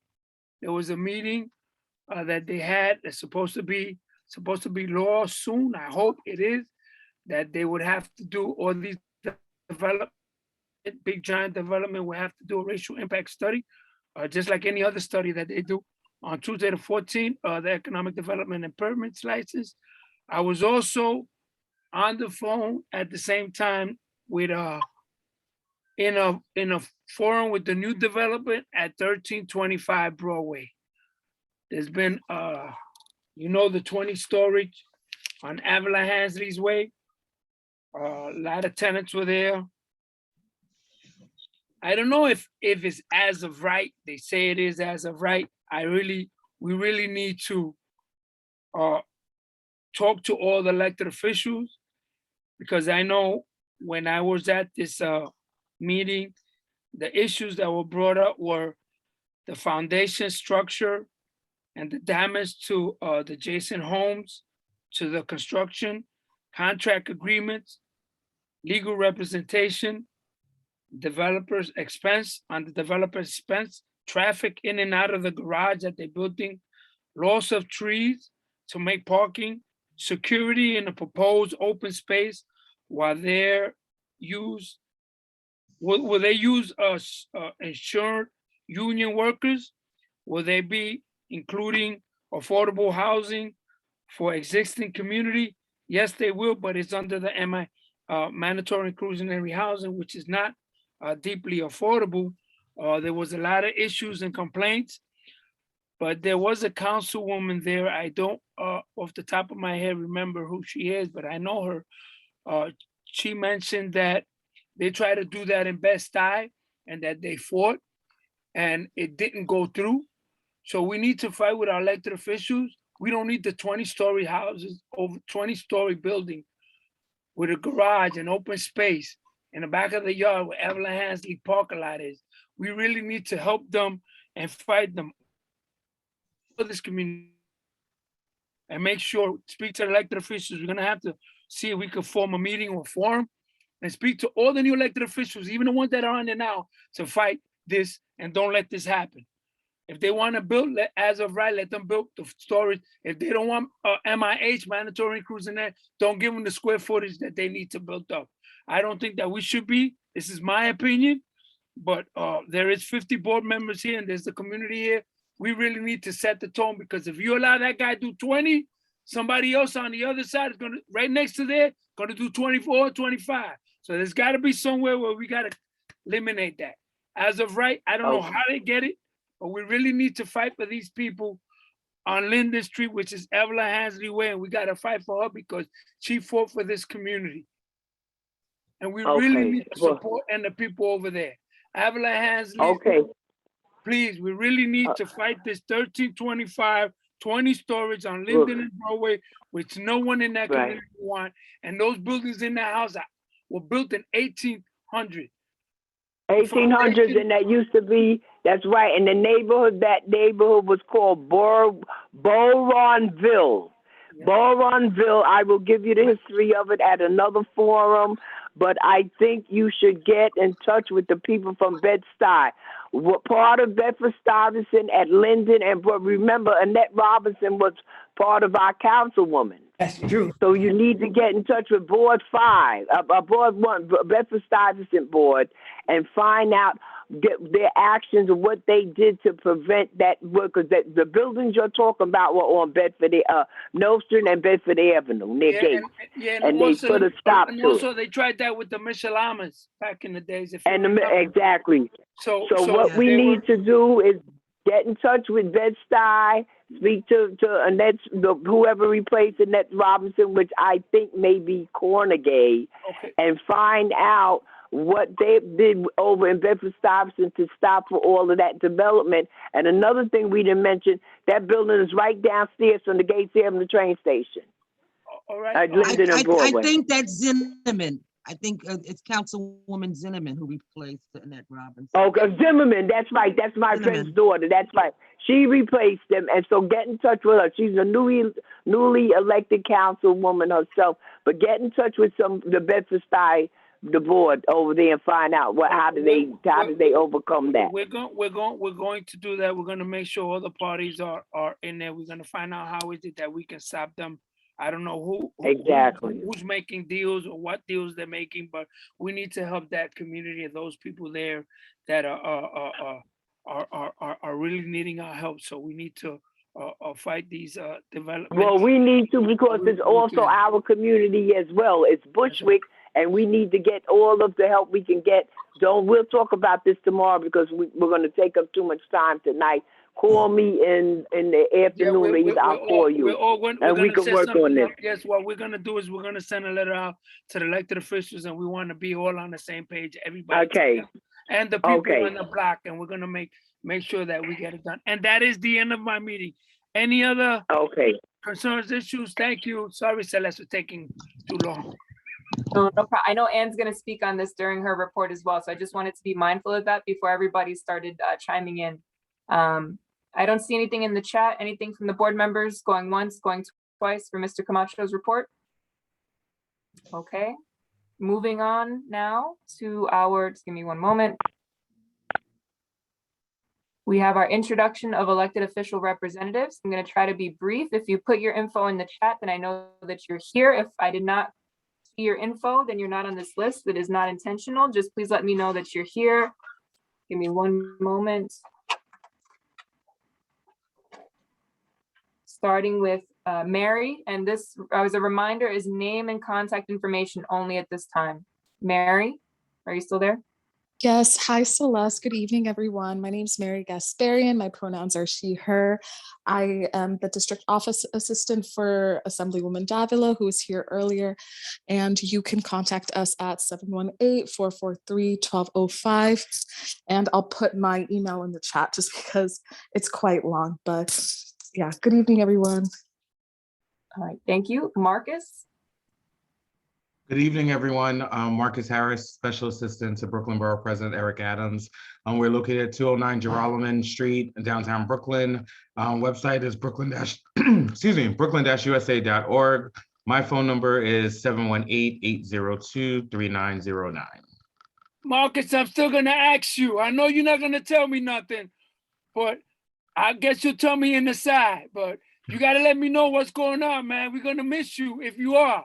So don't be telling me you're not, but you're gonna stay here with us, or what we doing, man? I will see you on the street. Thank you for all you do, because now I'm gonna go over there in Lafayette and go get you and knock on your door. All right, Jonathan? Hi, good evening. This is Jonathan from District Attorney Eric Gonzalez's office. We're located at 350 J Street in downtown Brooklyn. And our number, you can reach our action center at 718-250-2340. And I'll put my email in the chat. Thank you. Thank you. Pamela?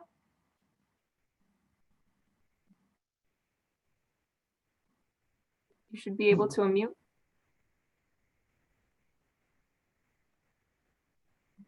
Okay, can everybody hear me now? Yes. Okay, perfect. So Pamela Fernandez here, representing Assemblymember Eric Delon of the 54th District. We are located at 366 Cornelia Street, and our phone number is 718-386-4576. Thank you.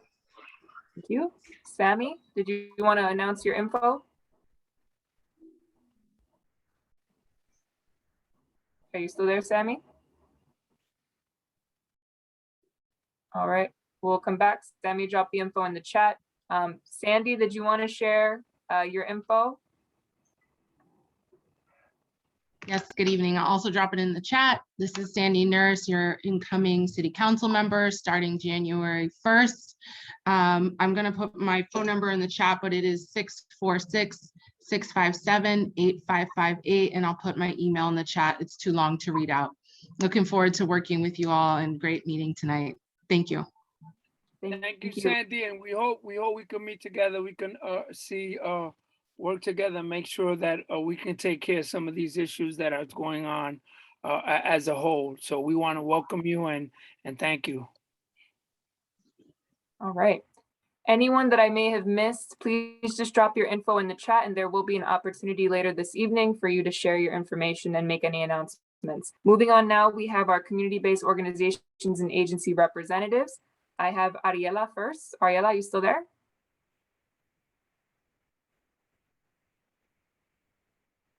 Maybe she had to jump off. We'll come back. I have Mr. Weiwei from the library. You should be Yes. able to. Yes. Can you see me? Hey, Mr. Weiwei, how you doing? Yes, I'm doing We can't see good. you. Glad to be back and glad to meet everybody. I missed you, ladies and gentlemen, wonderful ladies. Well, I'm from the library, Washington Irving branch, 360 Irving Avenue. Our telephone number is 718-628-8378. Thank you.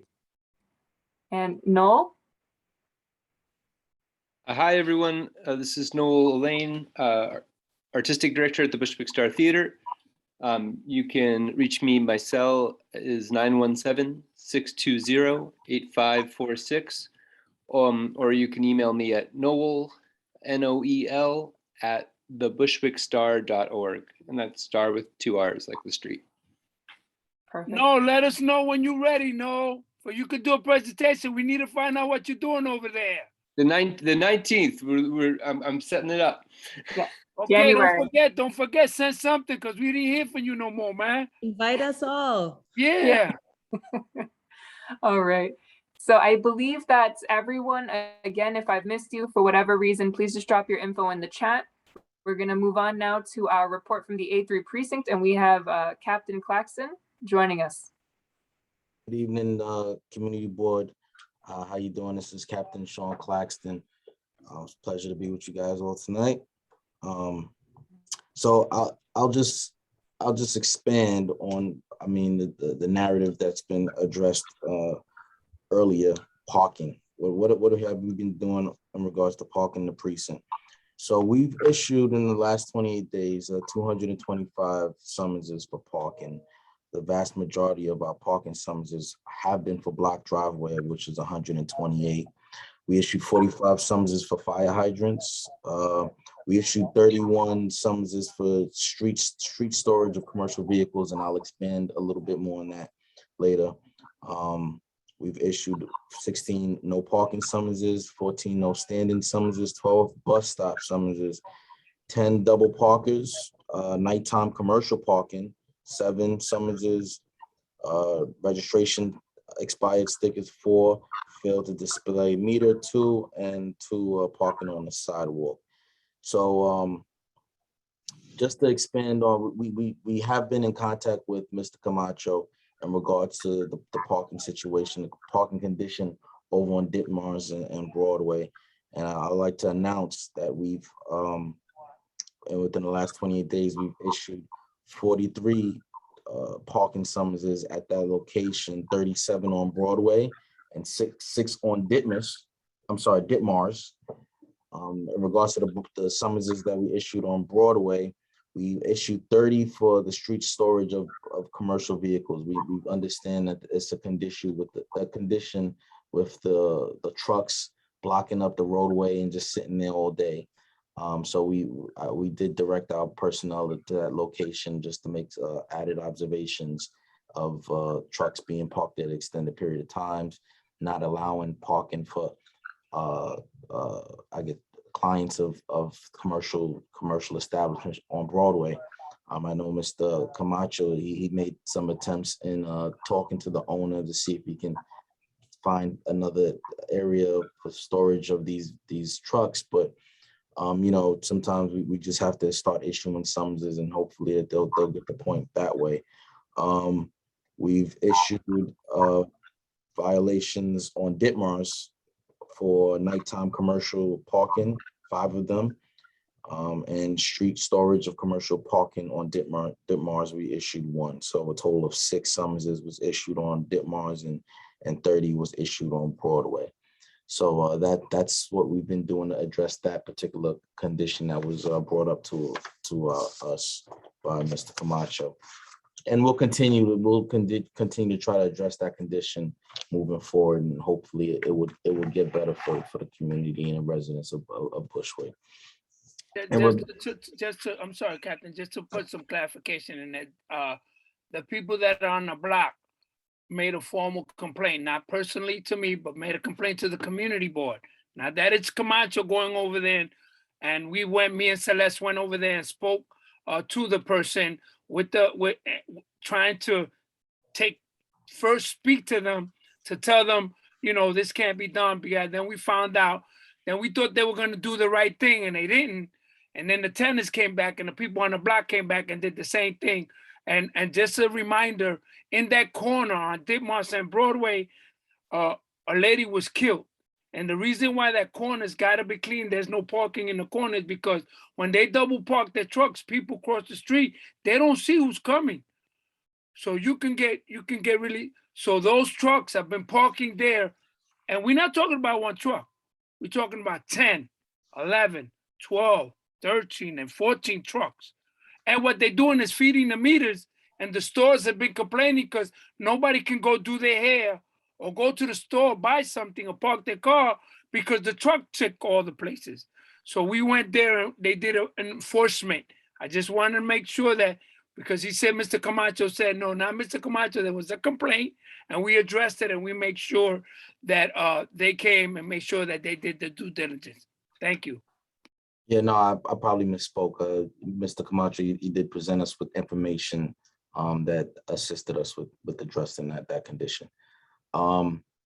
Just to move on in terms of the crime, unfortunately, I need to announce that on the early morning hours of December 10th, our officers responded to an intersection of Stanwick and Melrose, where they observed a male bleeding with injuries, stab wounds, multiple stab wounds to his body and lacerations to his neck.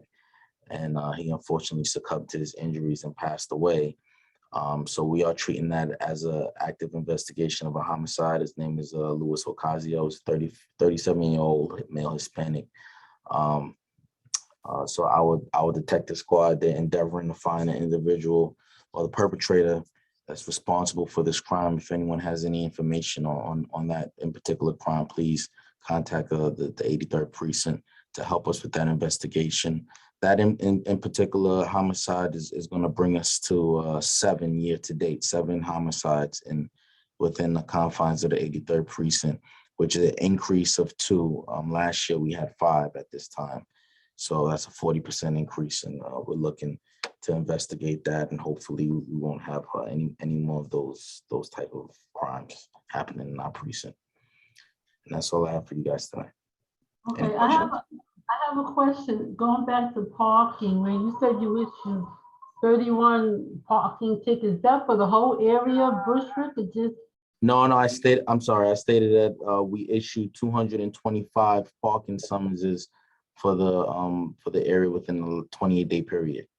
Oh, it's a 20-day period. Because we said you can give me a ticket book and I can write tickets all the time. Not only you could give me the books. I could do it like hotcakes. Well, we understand that parking is a huge issue, and we get it, and we try not to hammer people in the neighborhood, in the community. You know, we go to vehicles, and believe it or not, we show a whole lot of discretion. You know, people are just going in and out momentarily to just pick up something, but they have to also understand that you're blocking traffic for other individuals, and people have places to go too. So, you know, we have to find an even balance where we're not just ticketing everyone, and we are showing a certain level of lenience on others, and then also being able to have traffic flow expeditiously. So it is a battle. It's actually, parking is an uphill battle, you know, in this precinct. We have 2 fire hydrants on the block, and if you don't know that they're there, because someone is always parked in front of them. So I hope there's never a fire on our block.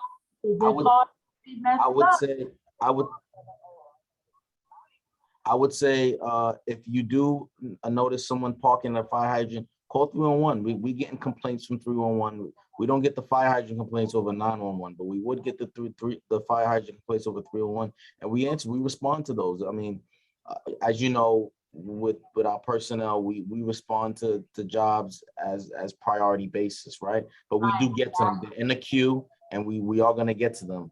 And, you know, if the vehicle is still there, once we have a complaint, then it's really not much discretion that we're using at that point, you know, because there's someone actually complaining about it. Okay. Anything else for the captain? Going once, going twice? All right, there's one item in the chat. I just want to reference this. I believe this has to do with the commercial vehicles as well. I believe Noel mentioned that they're having that problem on Jefferson Avenue in Wyckoff. So we haven't heard about that one yet, but we'll certainly follow up. I'll look into Jefferson Avenue or Street? Avenue. Definitely, I'll look into that, and I'll get back to you guys next time. I'll go by too and check it out. Make sure I take pictures. Thank you. All right. Perfect. Seeing nothing else, thank you, Captain, for joining us, and that will conclude this portion of the meeting. We will now move on, just give me one moment, to the district manager's report. And my early holiday gift to you all is that I will forego my report this evening so we can go right into our committee reports. How happy is everyone? Hey! Yes. I thought you'd appreciate that. No, we did. Right. We do. So our next item is our committee reports. Committee chairpersons, please be ready. I believe we have our arts, culture, technology to get us started. Dustin, are you still there? Oh, before you start, please, Virgie Jones wants you to take hers because she's off of town and she's trying to. Oh, you're on? Yeah. Okay, try to she's stay done. on. Okay. Okay, because she's traveling, so all right, she's done. All right, thank you, Virgie. Okay, so I'm going first still? Yes. Okay, great. Hi, everybody. Good evening. I'm Dustin. I'm the chairperson. Dustin, I like your hair, man.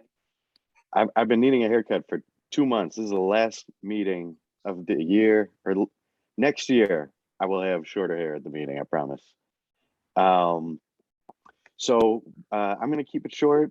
We have a good, thorough write-up for it, but I will summarize for the meeting. We had a good, productive meeting this month, or last month, I guess. Netflix came. Amy Lemish from the Studio and Production Affairs called in remotely from her office in Los Angeles to explain some of the goings on at the Netflix studio, which is not in Bushwick, but very close.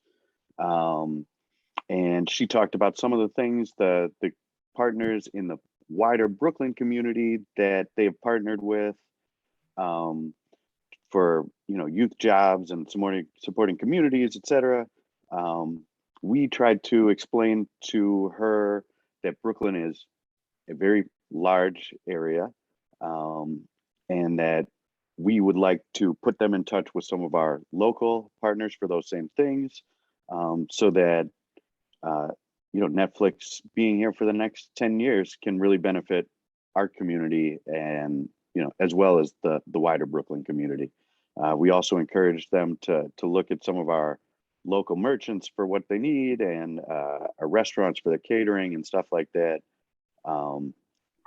because we think they will be a great community partner. They just need a little more information and help finding the things that we are all quite familiar with.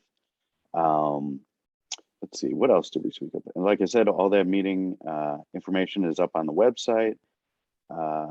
We also spoke about the ongoing project percolating with the Bushwick Art, with the Center for Brooklyn History, about doing some sort of archive project.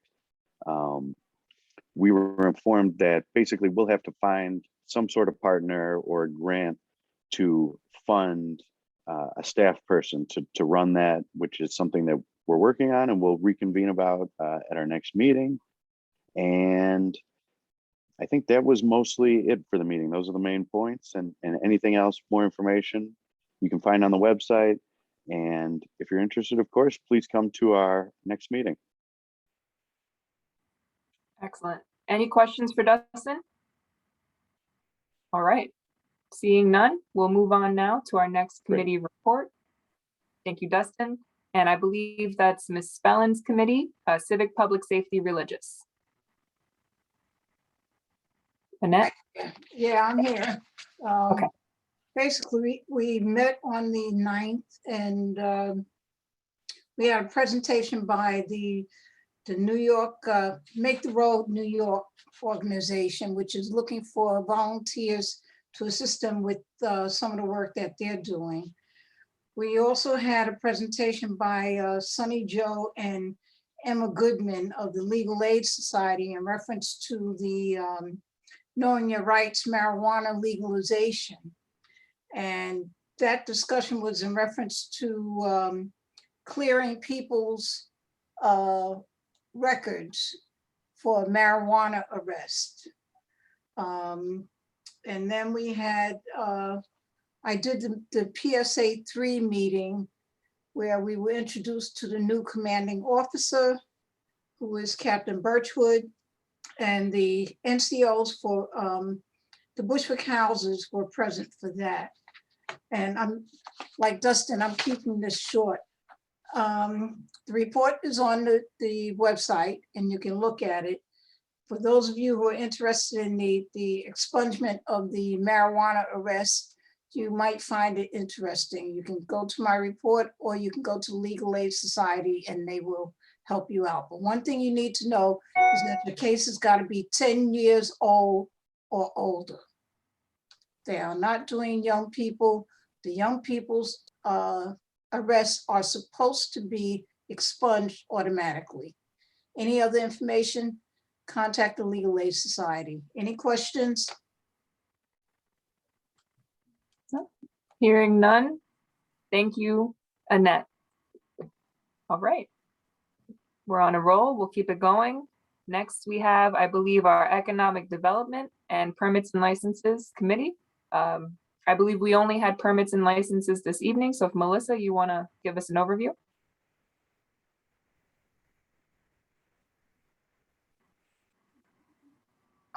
Sorry, can everyone hear me? Yes. Perfect. Apologies. I will be off video this evening. I recently came down with a really bad cold, so my apologies for not being on. So the Economic Development and Permits and Licenses Committee met yesterday, Tuesday, December 14th at 6 p.m.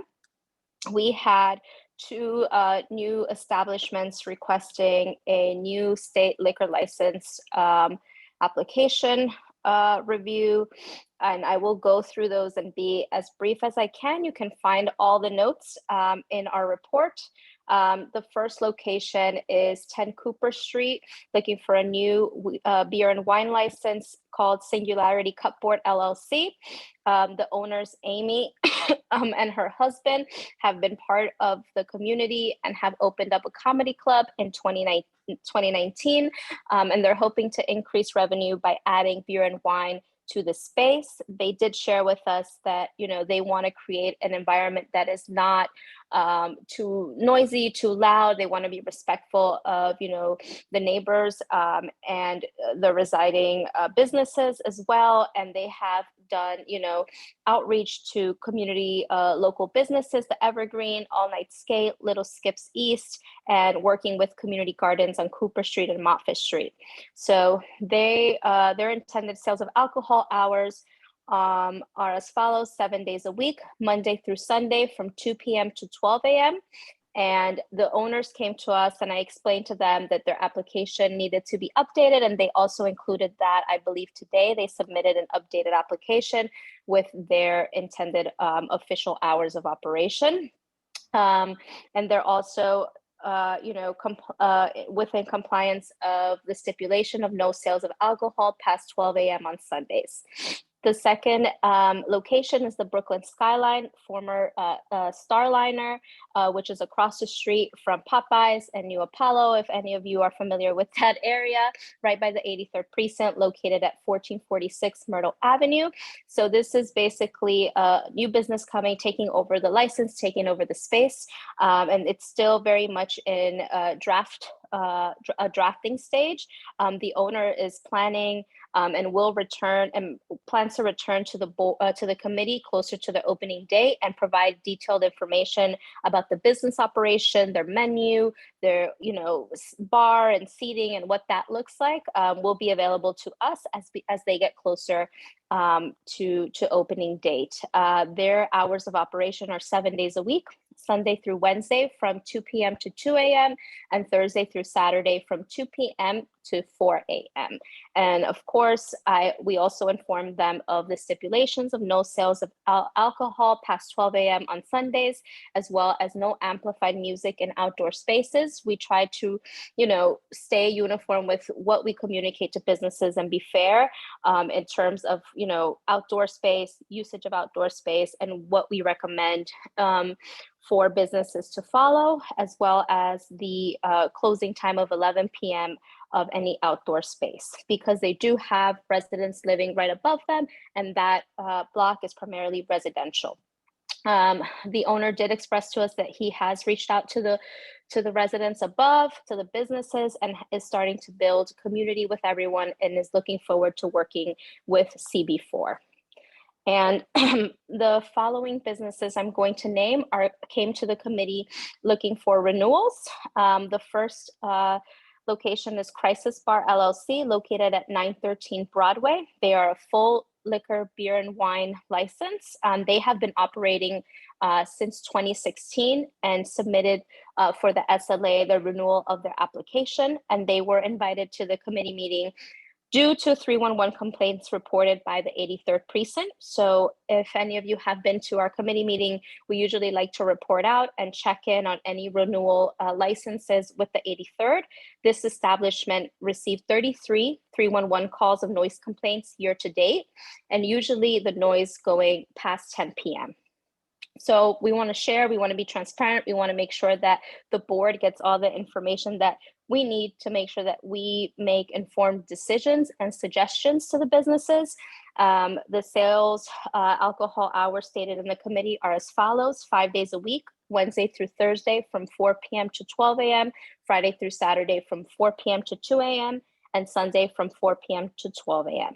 And the establishment is in compliance with the no sales of alcohol stipulation after 12 a.m. on Sundays. So the applicant did inform the committee that he recently did some construction to insulate the ceiling, remove speakers off the walls, and majority of the 311 complaints were made before any of the adjustments on site. So he expressed to us he heard the complaints, he made the adjustments, and he's coming now to us, you know, with far improved foundations for the space. And we did also receive some photos for one of the board members in regards to the outdoor space of the establishment, the outdoor seating area, which looked, you know, not really clean and not up to code, as we would say. But we suggested that the establishment be reminded that spaces should also be clean, and to be mindful that this is, you know, a reflection of their business. And also the owner did share with us that they have decided to remove the outdoor seating area due to a lot of homeless population occupying the space. And I will just say this one thing: we have been experiencing a lot of complaints from businesses in regards to the homeless issue, which is a larger issue to address as a community as a whole. But we do recommend for them to get in touch with the right service providers to be able to be the ones to come in contact with any homeless folks who might be in the area occupying that space. We know as the weather gets colder, there's no shelter. These outdoor spaces sometimes provide a shelter for people who have nowhere to go. So that's just something that we have been talking, Mr. Camacho, Celeste, and I about with some other businesses on Star Street. The next establishment is Mexicali, Yours Sincerely, La Loncheria, located at 41 Wilson Avenue, also coming to us for a renewal. And they are a full liquor license that operates very differently because they share an address. So they're sharing the lot. So they are all under one license. It's very interesting. They've been operating since 2015, and they submitted for the SLA's renewal of their application. And they came to our meeting due to 311 complaints as well, reported by the 83rd precinct. This establishment received 71 311 calls of noise complaints year to date, majority of them regarding the noise from loudspeakers in the backyard area. So again, we want to be transparent with the board, make sure that you get all the information before, you know, we make any recommendations. Their sales of alcohol hours are stated in the meeting as followed: 7 days a week, Monday through Thursday from 5 p.m. to 2 a.m. and Friday through Saturday from 5 p.m. to 3 a.m. and Sunday from 5 p.m. to 2 a.m. And the establishment is also in compliance with no sales of alcohol after 12 a.m. on Sundays, and outdoor area must be closed by 11 p.m. The owners, I know Omar, I believe, is on the call. They did let us know that they were unaware of the complaints and have informed them that they have been dealing, you know, with some tension and issues with their neighbors, that they've been, you know, trying to be proactive in regards to some of the noise complaints, and just making sure that they're doing their job of addressing the issues at hand. We did suggest for them to join us today to tell us a little bit more about what's been going on, and to work with the 83rd precinct and also work with their neighbors to come up with a solution that can really address the issues that are happening. So those are the two renewals. Next up, we have Salud Bar and Grill, located at 1413 Bushwick Avenue. They came to us to inform us of their class change to the establishment. So they've been operating since 2015. They're located right across the street from the CB4 office. So many of you are probably familiar with this location. They will be including live music acoustics in their class change and just enhancing the experience of the restaurant. No significant changes will be occurring, and they will still, you know, be within the hours of operation stated as per their original application. So Monday through Thursday from 12 p.m. to 12 a.m. and Friday through Saturday from 12 p.m. to 2 a.m. and Sunday from 11 a.m. to 11 p.m. And also in compliance with no selling of alcohol after 12 a.m. on Sundays, and the outdoor area being closed by 11 p.m. So I know that was a lot, so I'll stop there and pause for any questions. I need to ask a question. Sure. I think you said Cooper Moffitt, that new proprietor is taking over the liquor license. Did you say that? No, 1446 Myrtle Avenue, the Brooklyn skyline. No, I think it's two, you said two others, and it's that third one back. I believe it's Cooper and Market, Central and Market. The Cooper is 10 Cooper Street is for a new application. But did he say he's gonna take over the old owner's license? No, that is not the one. It's the second one, the 1446. Okay, yeah. So he's gonna take over that old license in the old person's name, the old proprietor's name? He told us that he's planning to do a temporary transfer of license before, getting the full license when they open. That's his plan. That old license under the other name. And Yeah, that's this not- is for a new license. This is for the Brooklyn skyline. So I believe, Barbara, what you're speaking to is what they may try to do, because it may take a while for the new license to be processed, is they may do a corporate change. I don't know if that's going to be fast tracked or not. I have no idea how the timing varies for any type of application at the SLA, but it's not unheard of for there to be a corporate change, especially if the owner of the former establishment is leaving altogether. So we would have to ask for them to be a little bit more specific. And then, of course, if they don't have their actual documentation in order, then we would be flagging that for the SLA. So, but what the committee heard, I believe, was primarily the new application, if I'm correct. Yes.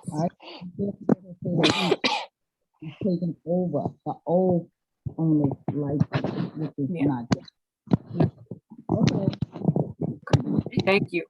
And I believe we do have one of the business representatives on. So if the board would like, they can hear from them at this point in time. Is that good with everyone? Oh, we have more than one. You better keep in mind what our assemblywoman said about all these liquor licenses. Yeah, I All just right. don't understand. What I don't understand, I need some clarification. If he's working, he's applying for his own, or he's using the other person, because he can't be using another person's license. I don't No. No, So go ahead, sorry, Melissa. Celeste. Go So ahead. the establishment in the process will be applying for a temporary liquor license. And as this is a transfer application of, the former establishment, they're going to be applying for something temporarily. I don't know, Celeste, if you want to provide any more. But we're not agreeing to No. any stipulations in regards to a temporary one, are No. we? No, No. okay. Okay. No. Only Because the we new only deal application. with the license itself. We don't deal with speculations or assume. So when he's ready, then he'll come back to the committee and address that he has it or he doesn't has it, or all right. Thank you. Yeah, because he shouldn't even been to the committee yet. So he said he came to the committee anticipating that he's taking someone. I think he's just giving them information. I don't think he was voting on anything. Yeah. So Kim, if you can add Mark, and I believe we have one other representative here, Omar, if you'd like to say. So they're from La Loncheria and yours sincerely, but I actually switched the host back to you. Oh, okay. Give me 1 second. All right. I'm not sure what was requested, Melissa, but if you would like to clarify, if you'd like them to say a few words about the establishment or exactly what you wanted them to speak on at the full board meeting, now is the time. Thank you, Celeste. So we asked the owners of the establishment to come to the full board meeting with, some sort of explanation or, more detail as to, the large number of 311 complaints year to date. I know that the owners spoke with the committee, but I think it's also fair to have the full board understand the situation and get a better idea of where they are, just to give them the opportunity to share on what's been happening at 41 Wilson. So we, as a committee, decided to have them come to the full board to move forward with any recommendation. Thank you. So whoever would like to speak Hello? first, go ahead. Yeah, go ahead, Omar. Okay, hey, how's it going? Well, first, I just want to say thank you for thanking the board for having us here. My name is Omar Barriga. I'm one of the owners. My partner, Mark McDonald, he's also on, and my other partner, Rich Varela, he's also, I don't know if he's on right now, but we've been attending since the beginning of the meeting. Well, just like to repeat what we discussed yesterday at the meeting. Well, first of all, I just wanted just a little bit of background about us and the establishment. We've been open since 2015. I started as an initial investor, and me and my partner, we took over in 2 years ago, right prior to the pandemic. The bar is, I'm a military veteran, so it's a military vet-owned bar, where my partner is also a first responder as well as myself. We're both New York City firemen. We work in the Lower East Side. So we're not trying. Come on, go ahead. So we're trying to we're never trying to bother anybody or disrupt the community in any which way or form.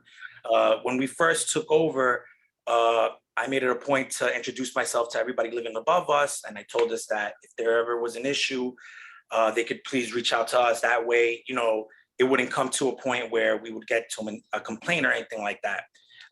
The only person that we ever knew that had a complaint was one tenant that lives above us that reached out to me even prior to me finding out about all these complaints. And we were working it out. This was like 3 weeks ago. So prior to me finding out about these complaints, me and him, we were working it out. We had a meeting with the owner of the building, and we basically, we took steps to correct the situation. We disconnected the speaker that was closest to his apartment. We also went up with the landlord and we played the music so we could all be on agreement of a level of noise that is comfortable for everybody that's involved. So we took care of that. And this was things that were going on prior to us finding out about all these complaints. I also went to the 83rd precinct in 2020 when we took over, but it was in the height of the pandemic and there was no one that I could really speak to. They gave me a card, which was Police Officer Gomez and I think Police Officer Lopez, but that's all I ever got from anyone in the 83rd precinct. Once I did find out about the complaints, I went over there, I spoke to them, they came to the bar, they saw what we're all about, they see how we operate. I kind of have a little bit better relationship. They have my number now in case we ever do have any other incidents. Also, we posted up signs in the back patio of the bar to just to let people know to be mindful of the neighbors.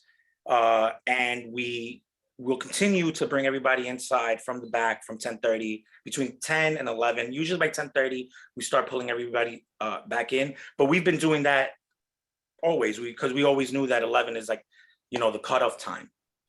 Other than that, that's pretty much all I had to say just about the whole situation.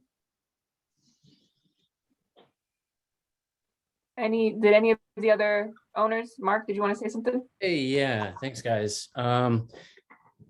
I know that for you guys, the main concern is kind of just the sheer volume of these calls. And so one of the things that we established yesterday is that we want to work with the precinct to narrow down exactly how many people were making those calls, because for us, it's kind of difficult to believe that we could be this much of a disturbance to this many people, because we're known in the area as a date spot.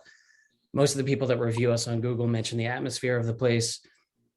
It's really not a loud establishment. I know, Melissa, you mentioned earlier that the majority of the complaints were about the amplified music in the backyard, but I actually went through every single complaint from the beginning of 2020, and the majority of those are loud talking. Right. So just 40 of them. A reminder to maybe take into consideration the fact that for a lot of this time, we had no indoor service whatsoever. We chose to wait until they increased the capacity from 50% to 75% indoors. And we also have a bus stop and a fire hydrant in front of us. So that basically meant that the only way for us to do business, aside from when they allowed the liquor to go, was keeping people in our backyard. Unfortunately, we really have no idea who is making these complaints, but I think that that kind of has fed a lot into it, because there was a long time where that was the primary point of service for everybody. And I don't know. So I'm kind of hoping that maybe we can work with the 83rd in sort of narrowing down and trying to potentially get in touch with whoever is making these complaints, because I think if we were able to speak to them in person, we could probably come to some kind of agreement. It's just, I know that Anne and Melissa have both been to the establishment before. Maybe they have some kind of way of corroborating what I'm saying, but we really don't consider ourselves much of like an event or a loud space. And I don't know, we're hoping that we can just work this out with whoever is making these calls. And that's something that I did speak with the 83rd, with the police officers. They said that they are going to get back to me, because what they like to do is just try to kind of like mediate. So they have a way to access the narrow down the calls. And what they told me that they'll usually do is they like to reach out to that person and say, hey, do you want to reach out to this person? And then kind of like, we can work it out. Because believe you me, if I would have known, if it would have been by 10, like 3-4 complaints, if I would have known, it would have never gotten to 70. But if no one's coming up to me, then I'm not gonna know, you know. Like we said, the only other individual that we've ever had, and you can speak to him, I can give you his number, is the guy that lives above, and he's a gentleman. We've been working it out. He reached out, he texted me, he reached out to me, and we've been working it out. But other than that one person, I don't know who else could be calling. The other thing is that I don't know if you're familiar with the area, but there's a bodega on the corner, and there's a person that lives in the area that comes with a speaker from time to time. And there's people that hang out in front of that bodega, and they're blasting their music. And sometimes, people call that in and they just say the address, and it gets, if you look at all the calls, it just says 41 Wilson. And some of them say commercial, some of them say residential, so it's just like, I don't know, sometimes there's another car that comes and he pulls up to the front of the bus stop and he's blasting his music too. So it's like, I don't know if they're tying, like Mark was saying, like, it's hard to believe that all of these calls are also just coming from us, because if you look up our place and look up the reviews, it's like a date bar, it's like a couples bar. It's like, it's really like, it's not that type of place. That was another thing that the 83rd said, is that they've never really mentioned anything as well, is because we've never had a fight. We've never had an incident there, because it's just not, it's not that type of place. Thank you. Thank you. I just, with spare time, I just wanted to make sure that, sometimes, the backyards are like echo, and if you have more than one person, sometimes even people walking in the block and standing in front of my house and talking, I hear all their conversations. Sure. And then I'm sleeping and I hear all their conversations. Sure. And then I open the window and says, hello, you're in front of my place. Could you chat over there? Because I don't need to listen to your conversation. You know what I'm saying? Sometimes the small area and the echoes in the spot, because you're saying, first you said that all the complaints were based upon people talking and now talking loud. Sometimes when you talk loud and people, they hear, especially in some of the areas there. So we want to make sure that, and you stated that you was using this license for 2 years before you applied for your own? No, we were on the license already, because we were investors at the beginning. So we were on the liquor license from 2015, since the day we opened. It's just that some of the partners that before us, we basically just bought them out, and then we took over in 2020. Who's the license under? One person? Because they don't make the license under 500 people. They give one person the license. No, there's a couple of people that's on the license. There is a couple of people on the. Yes, sir. Melissa, is there? Yes, three. There's three. The three of them are here. Are they down as a restaurant or a bar? It's both. As a Both. restaurant, Both. Both. So respectfully, everyone, I just want to say, I put it in the chat, a time check. We do have 2 other committee reports. I want to be mindful. I also want to thank everyone for being here this evening. I know that this is a conversation that was had last night at the committee meeting. I deferred to Melissa and Mr. Camacho, but I just wanted to let everyone know that the time is ticking, respectfully. No, thank you, Celeste. Want to be mindful of time as well.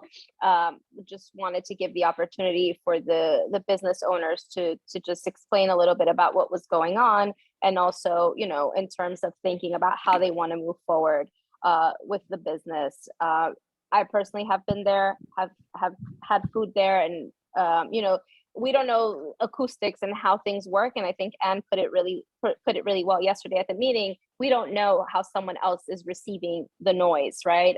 There's no way that we can control that. So all of that is to say, you know, we will get to recommendations further down. The only other thing coming out of the meeting was just a quick announcement. I know Celeste and I have been talking about having the 83rd Community Affairs Unit join future committee meetings to answer any questions and concerns, and to be that resource in that space, hopefully for next year. So that's just something that we have been talking about going forward. And that sums up my report. Thank you, everyone. if we can ask questions, they shouldn't have came to the full board. Yeah. What was, I'm sorry.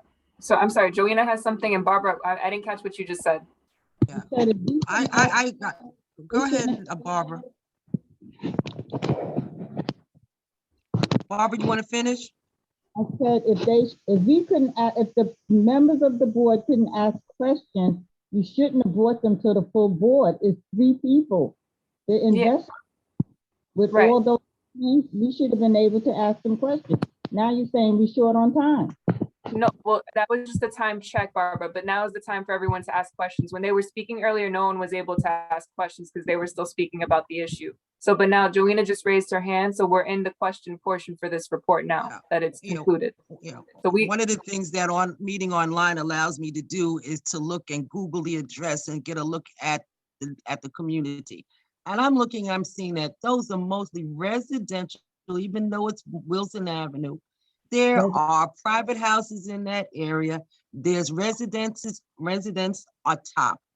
And I can imagine, you know, living atop of a bar, restaurant, and you're going to hear noise. And that's where people come to live. And most of the people who live in those type of buildings cannot afford to go anyplace else. We know that. That's part of the history of the complex of Bushwick. And for people to say that they're investors, I want to know, and even though it's probably not a legitimate question, where do you live and why did you decide to build your business in Bushwick in a residential area where there was inevitably you're going to be disturbing the neighbors? There's no way you can avoid it. And you can say that it could be the drive-by car and it could be this. In a bar, restaurant, and talk about a date bar, people are going to make noise and they're drinking. It's inevitable. And I don't see how you're going to solve that problem. And if the residents, our job here in the community board is to represent the residents of Bushwick. And we want people to come and contribute to the community, but I don't see how you're going to resolve that problem. And if you've got complaints about noise already, then we have to side with the residents. Because it's not just you, it's going to be a growing problem in our community. And that's what I have to say about that. I appreciate that, ma'am, but I actually have deep roots in Brooklyn. You know, my father, when he first came to this country, he lived around the corner from that bar. I'm talking about Bushwick, sir. Yeah, and I'm saying around the corner from that bar. My partner lives, he's been living there for about 15 years.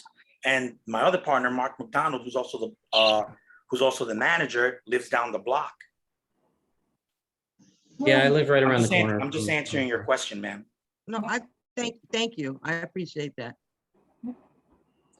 Any other questions, comments? Going once? Going Hi, twice? I just think that maybe we need to give respect to both to investigate this a little bit further. people have to have businesses in the area. In addition, some respect is due to the residents, but if there is a commercial business on the bottom of a building, the certain things should be expected. And if a bar is there, any kind of, business like that, a restaurant, certain noise is to be expected. That's a given. So I think like maybe what they said is true is finding out if this may be one person that's making repeated complaints, or is it a lot of different individual making complaints, and go from there. I don't think we could just make assumptions and go with that. Certain things are expected and we have to respect both. It's a community. It can't just be for one and not the other. Thank you so much. I wholeheartedly agree. And I just want to ask Omar if now that they know that this is an issue, are you guys just going to invest in an engineer to come in and just take a look at the space and the acoustics and possibly come up with a solution?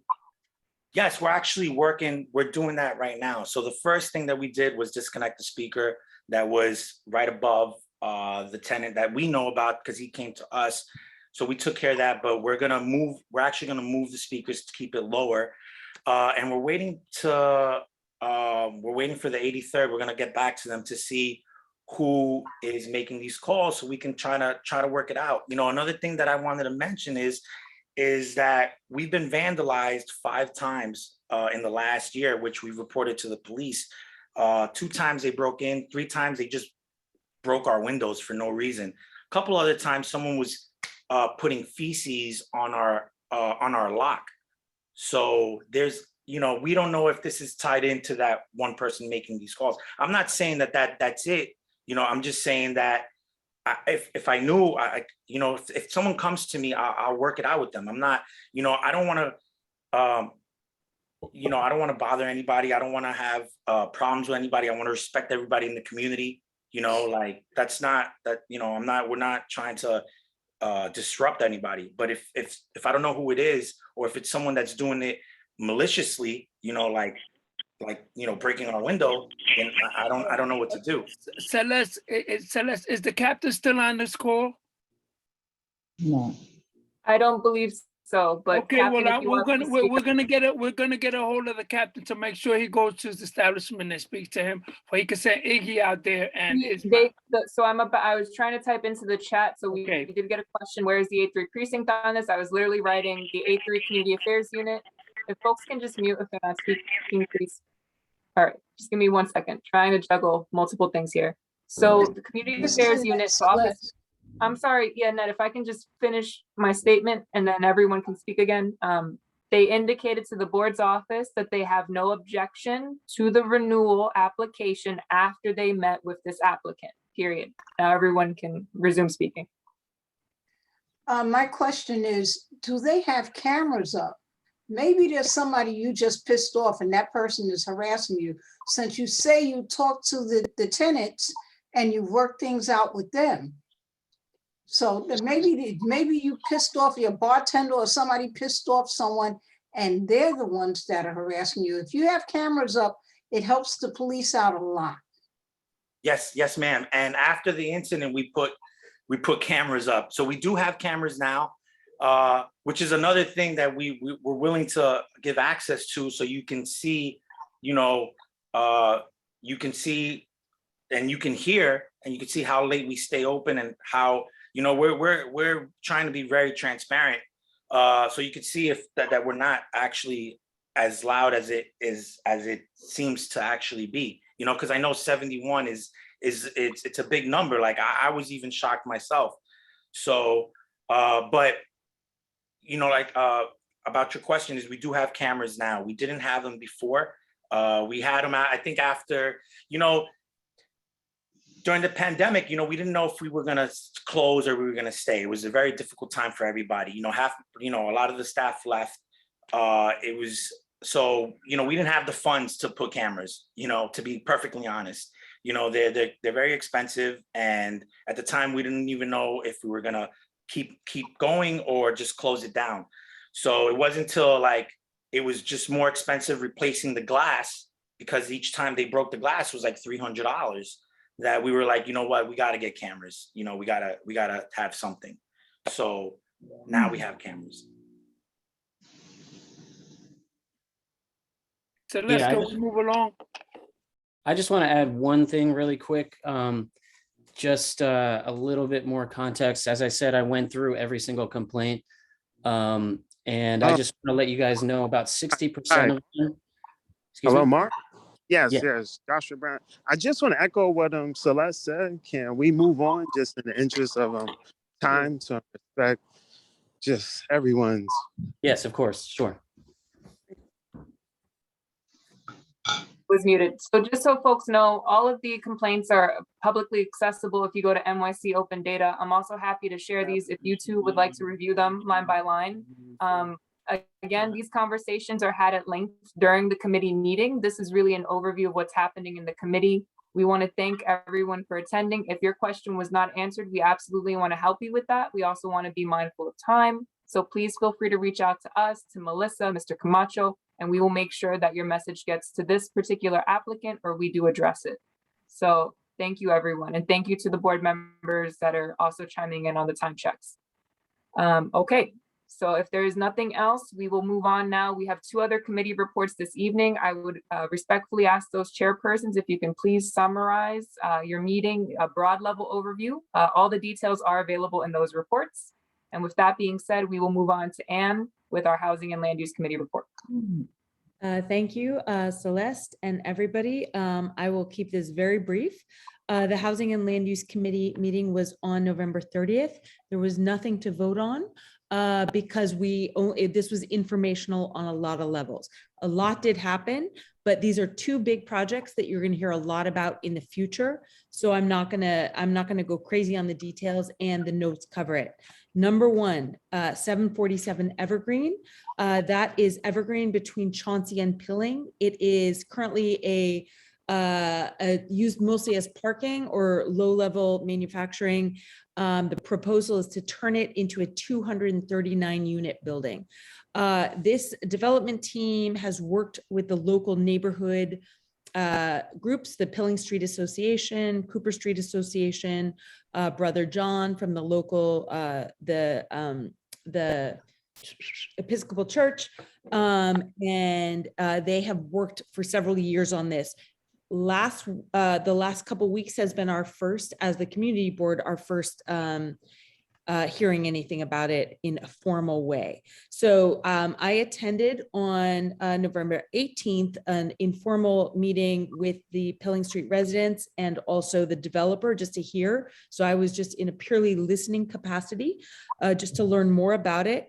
Then on the 30th, they presented it at the Housing and Land Use Committee. It was, I will say, this is a manufacturing to residential, which is something that we take very seriously and do not necessarily want to approve. And the whole community board is going to hear a lot more about it because they're just at the beginning of the process.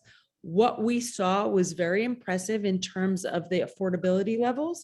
The affordability levels, the bottom levels was 16% AMI, which for a 1-bedroom is a $283 rent.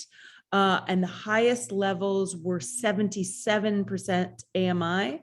And for a 1-bedroom, that's $1,640 for a 1-bedroom rent. It's a mix of 1, 2, and 3 bedrooms. So again, this is, I will be honest, I have a lot of skepticism about M2R projects. And the whole, the Housing and Land Use Committee listened very closely. They haven't even started their process. So the whole board is going to be hearing a lot more about this project. But the affordability levels were impressive. It's a lot bigger building than is there right now. One building is 8 stories, one is 10 stories. It's right up against the cemetery. So I think this is something we're all going to be paying a lot of attention to. We're going to be talking a lot about. We were very clear to the developers that, there is a process and the community board is a part of it, and every single person on the community board is going to want to weigh in on this.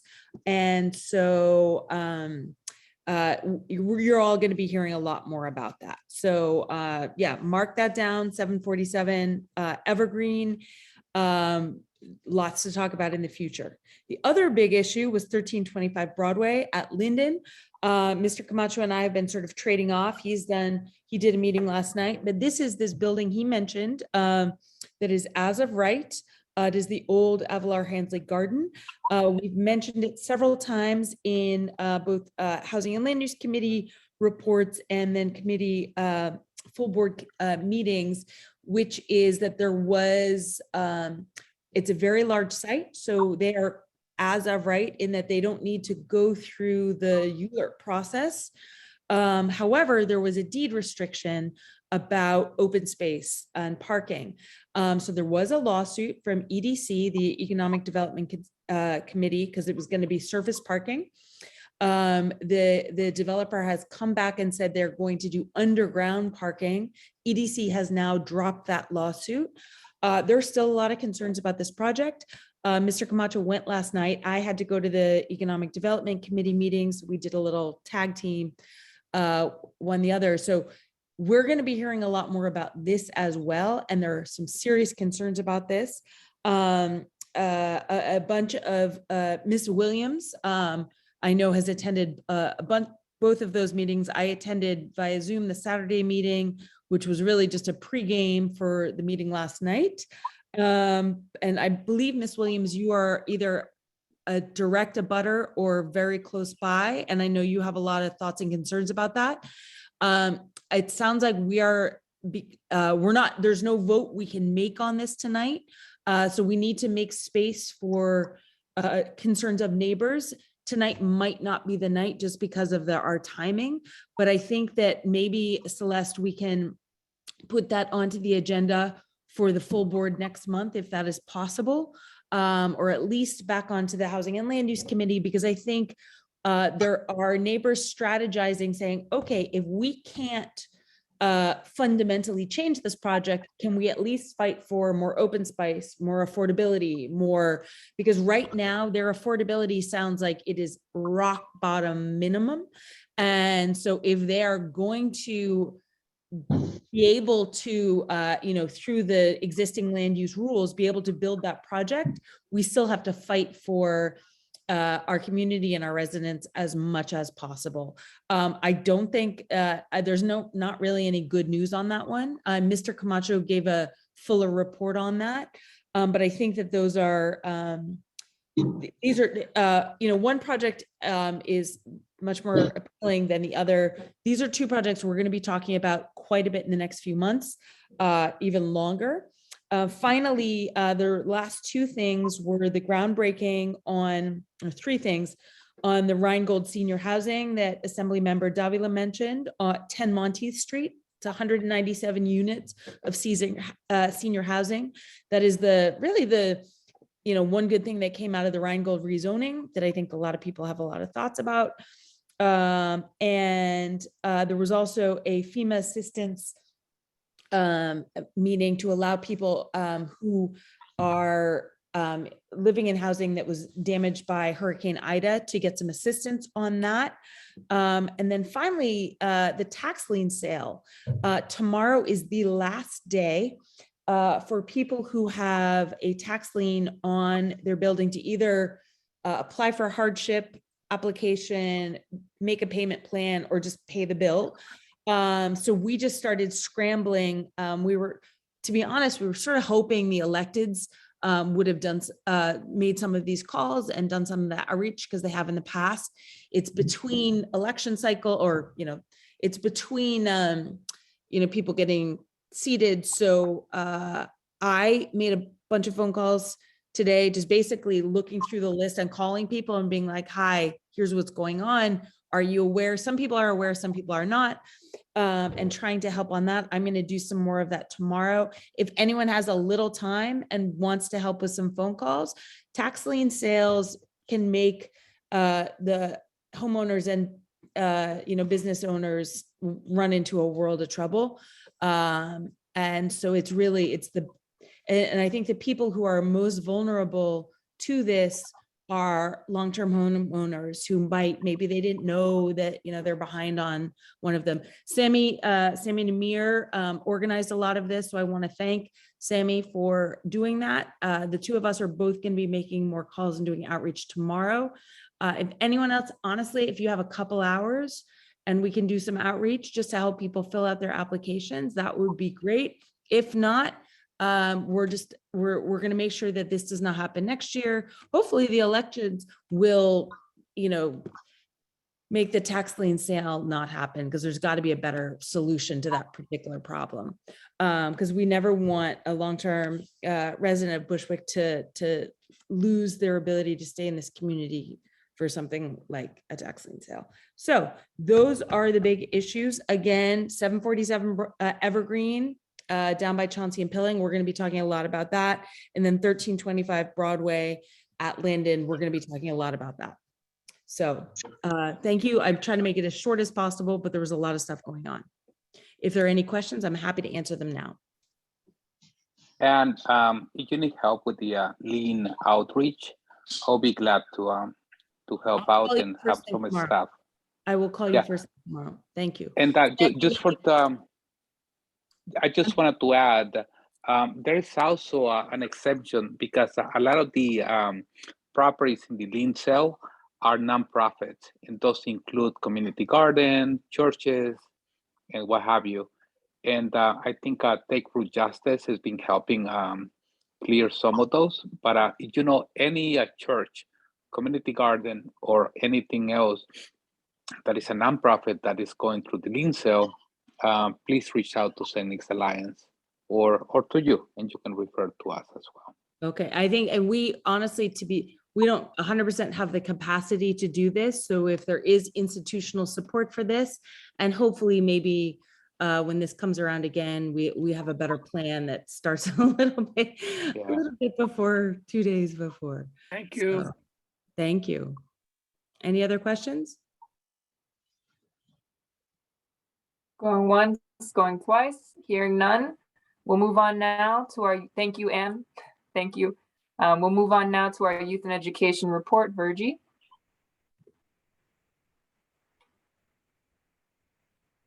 You're muted, Virgie. You're still there. Okay, looks like Ms. Jones might not be available. Of course. Okay, It all took right. me a... Just making sure. No, I'm here. You hear me? Yes. Okay, all right, thanks. All right, good evening, everyone. So we had a meeting on November 22nd, the Youth and Education. It was informational. And St. Nick Alliance came forth and they presented on the adult program. And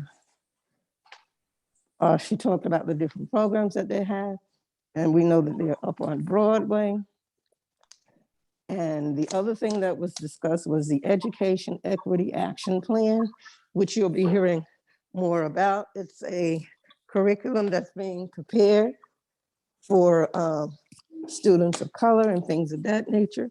And Albany, the Association for Black Educators of New York, are one of the ones that have been with the United Way of New York Teachers College and the Eagle Academy Foundation and Columbia College. And those, anyway, they received $10 million to fund this Education Equity Action Plan. And they will be having meetings on it. And like I said, the Association for Black Educators of New York is one of the people that are involved in it. We'll be talking about how we can spread it throughout the community to inform the community of the different things that are going on. And I'm keeping it as brief as possible. And the other thing I want to say is that the Albany Black History Contest, the essay contest, the deadline for that is January 7, 2022.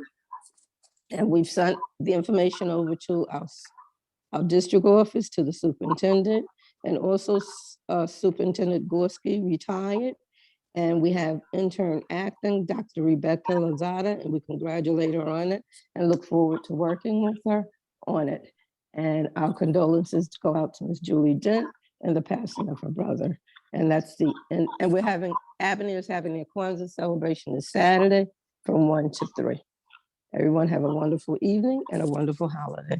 Thank you. Thank you. Any questions for Virgie? Going once, going twice. All right, that concludes our committee reports. We'll move on now to recommendations. I believe we have two, one from Housing and Land Use for the Responsible Development Policy, and then, of course, our permits and licenses recommendations. And if you want to, or if we would like to move forward, and if you want to summarize the committee's recommendation. Absolutely. So the committee's recommendation is to support and pass the responsible development policy. Again, this is a non-binding, it's not legal, but it is a statement of values and beliefs that the community board, various members of the community board worked on for 3+ years. And it will be presented to any developer, small or large, not for profit or for profit, coming before us to say, this is what we believe, this is what we are asking you. Even if some of the things in this don't necessarily apply to your project, we want you to know that these are the types of projects we want to see in our community. So we ask that, you know, we ask for the support of the wider community board on this. We think it will improve communication for people coming to do projects at the community board when they bring projects before the community board, because they will have already seen this and they will know what we believe and what we value and what we care about. Right. Is there a motion from the board for this recommendation? Jose Guzman make a motion. Melissa Carrera second. Oh, Melissa beat you to it, Raul. All in favor? Aye.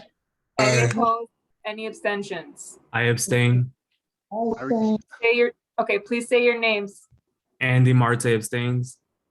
Okay. Barbara Smith abstains. Okay. Anyone else? Yeah, Gardia Kepa recuse. Okay, thank you, Gardier. All right, anyone else abstain or recuse? Hearing none, so moved. Congratulations, everyone. CB4 has a responsible development policy. Three years in the making. All right, moving us along now, permits and licenses. Melissa, you wanna give us the overview? Sure, I'm not sure if I want to go after such an exciting recommendation. I have to follow that up. But so the committee's recommendations are as follows. The committee is voting to support the new application for 10 Cooper Street, the new wine and beer license presented to the committee with the hours stated above and recognition of stipulations in place. We also support to have 1446 Myrtle Avenue seeking a full liquor license presented with the hours stated above and recognition of the stipulations to return to the committee closer to the opening date to provide detailed information about the business operation and proposal. We're also recommending to have a vote on the licenses that are up for renewal. So Celeste, I think that would make the most sense. I think everyone's, I don't think it should be a sole decision on the committee. I don't know how, if that is something that we can do. I know that we're crunched on time. So this is not going to make anyone happy, but this is why it's so important for these recommendations to be made during the committee meeting, because ideally they would follow a similar structure as the new applications, because technically it is, because it's a renewal. So it's they're coming before us fresh. What I would suggest, if everyone would like to keep it simple, is that all of the regular stipulations that are given to all new applicants are given to these folks. If folks agree with that, that will probably save us a bunch of time and frustration, but it's up to the board. And Melissa, you can go over those usual stipulations if you would like to, just so everyone has clarity on that. Yes, so the stipulations, of course, are no sales of alcohol after 12 a.m. on Sundays, no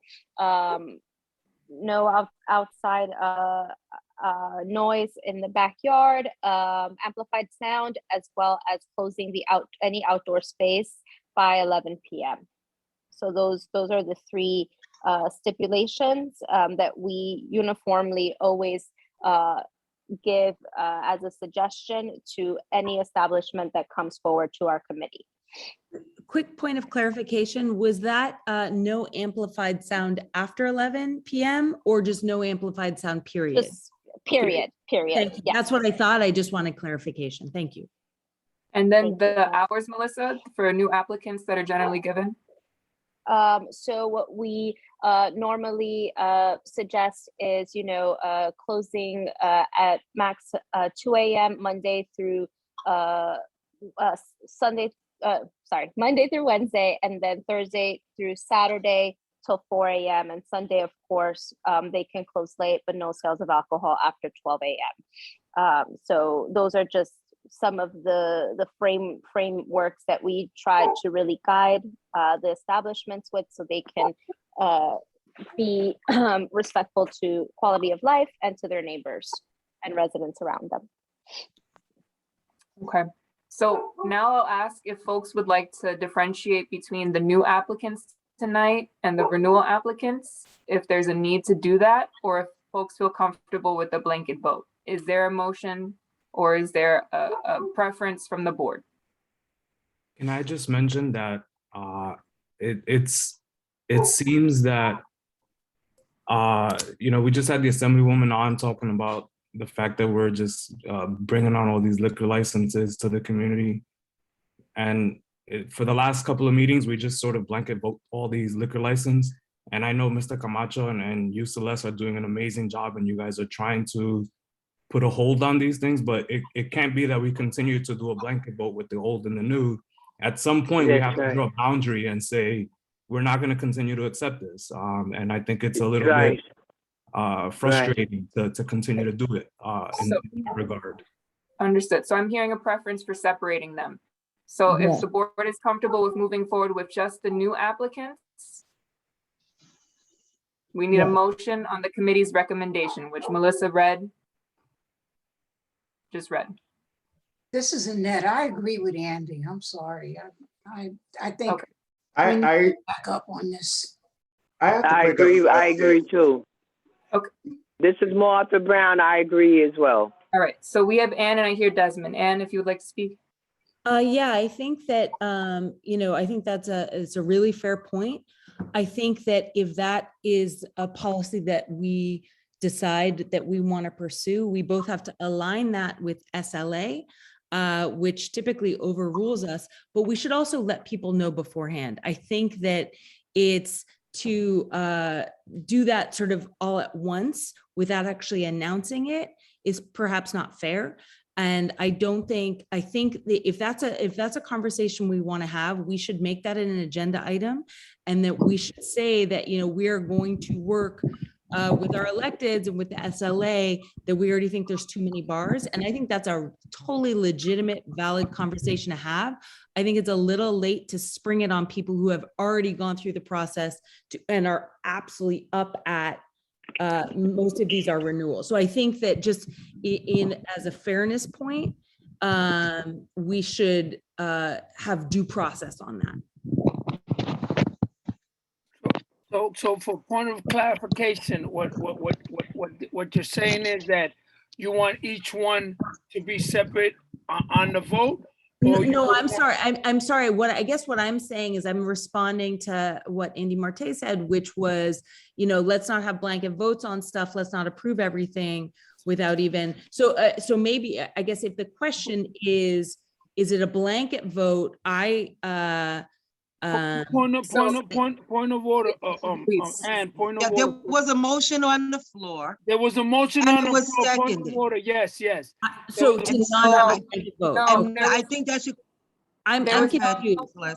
Yeah, so just really quickly, everyone, there was no motion yet. There was a recommendation that Melissa read. Andy mentioned that there should not be a blanket vote. For clarification, a blanket vote means putting all of the recommendations into one. So when he said he did not think there should be a blanket vote, that means we should separate the two. A few other board members spoke up. I believe, if I'm interpreting what they were saying correctly, they do not feel comfortable making any recommendations at all because there's frustration with the amount of liquor license establishments in the neighborhood. However, Yes. It's a very difficult conversation to have right now. We have a standing recommendation. The board needs to make whether you're going to say we recommend not to approve the recommendation right now, there needs to be one of the four. Yes, no, yes with stipulations, or no with stipulations. That is Right. where we are right now. Any other conversations about how the board will respond to liquor license applications should be directed to permits and licenses during their January meeting. And also in regards to a point of order, yes, he didn't make a recommendation or a motion, but there was one that someone made. Either you're gonna shoot that down first and then address the motion itself and answer it and put it up for a vote, or the person should abstain from that recommendation. There wasn't one before though for this one, Mr. Camacho. Melissa just provided an overview, and then I asked for a motion or the preference on the blanket vote, and that's where we got to where we are right now. Okay, so is there any preference on a blanket vote, or No, should I so- want to vote separate on each? Separate. It's already separate. We Okay. established that already. It's separate. So we need a motion on the new applications right now. Could be Okay. yes, could be no, could be yes with steps, no with steps. Those are the four options. Is there a motion? I make a recommendation to not support the new applications. Is there a second? Second. I second. Seconds. Okay, Barbara, I heard Barbara first. So all in favor? Aye. Any I- opposed? I'm Okay, opposed. Okay, please Yeah. raise your hands if you oppose. oppose. Please raise your hands if you can, if you oppose, just to make it a little bit easier. Give me one moment. I'm gonna read out the names just to make sure we have everyone. I have I Egaudi. oppose to. Okay, yeah, please, I'm gonna go through the list. Please raise your hand if you can. It'll make it so much easier.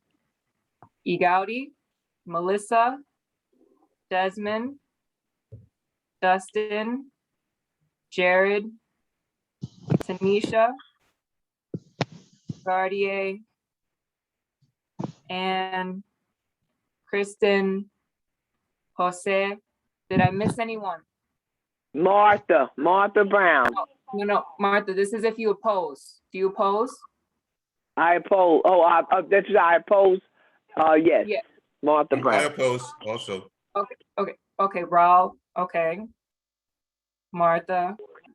Anyone else oppose the Put me down recommendation for of? oppose, Celeste, and Ed. No, okay, to be clear, this is Andy's recommendation was no support. So anyone that votes in favor is voting for no support. If you oppose, that means you do support, or you're the opposite of the no support. Oh, no, so no support, Martha Brown, no So support. that means you're in favor of the recommendation. So again, I'll read this Yes. list again to make sure I have everyone. Egaudi, Melissa, Desmond, Dustin, Jared, Tanisha, Gardier, Anne, Kristen, Jose, and Raul. Anyone else opposed? Any abstentions? All right, just give me one moment. Okay, thank you, Raul. Just give me one moment to do the tally really quick.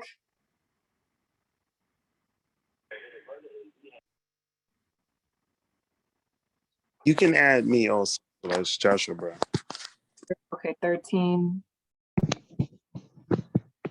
And then we had, just give me 1 second, folks. 32 were present.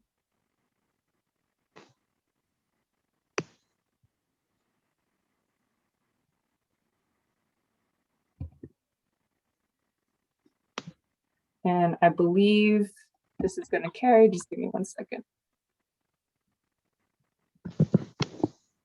Okay, so it's, yep.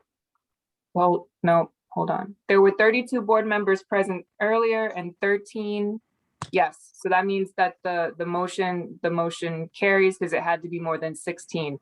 If I did not do that math correctly, please, anyone on the executive board. Yeah, Okay, everything is correct, right? Yeah, so no support is for the new applications. So all of the new applicants that applied will not receive support based on this recommendation. Got it. So it carries. It's over 16, so no support. But Yep. how many board members are here now? So, aye. So we would Yes, have to do a roll question. call to see who's here now. I went that- based on, It seems. Can I only make a fair to do can I that. make a motion to do a roll call with both? I second that motion. all in favor? Aye. Any opposed? Aye. Any abstentions? The I motion for roll. abstain. Okay, Thank you. Marta abstain. okay, one abstain. I help you tally, Celeste. Okay, thank you. Please, if someone can keep track so I don't have to go Okay, through I help you afterwards. tally. Okay, so Okay, it's gonna starting- be approve and no approve, right? We're starting from the, no, we're, so, oh, are we doing a roll call vote or are we just doing a roll call? Someone just said a roll A call. roll call vote. A roll call so that we can find out that Tally if the the vote. vote that we just took actually aligns with who's still on the Yeah. call. Correct. In terms Yeah, of our. point of order, we don't need to vote again. It's just a roll call to see who's present. There we go. Okay, okay. Starting from the top, Marcus Alston. Joanna Bennett, Here. Joshua Brown, Here. Martha Brown, Here. Raul Brown, Present. Robert Camacho, Tally here. Gardier Caphart, Present. Melissa Carrera, Present. Felix Ceballos, Present. Louisa Chan, Andrew Choi, Daniela Davi, Alvina Davis, Present. Tally. Carlos Feliciano, James Fitzgerald, Here. Freddie Fowler, Igaudy Gomez, Here, present. Christopher Graham, Ann Guiney, Present. Jose Guzman, Adia Harrison, Presente. got you, Jose, Adia Harrison, Jared Hicks, Here. Present. Nisha Honeygam, Okay, present. Barbara Jackson, Kristen Jock, Present. Gerald Jones, Virgie Jones, Luisa Jose, Present. Andy Marte, Present. Tally. Mary McClellan, Imani Mitchell, Desmond Monroe, Present. Amina Mir Olivares, Zuma Novoa, Desire Polite, Present. Gladys Booya, Raul Rubio, Present. Eliseo Ruiz, Bernadina Shell, Present. Barbara Smith, Present. Justin Sonborn, Present. Annette Spellin, Present. Leo Teneo, Jerry Valentine, Present. Carlotta Williams, Present. Oldoff Wright, Frank Zimmerman. That's it.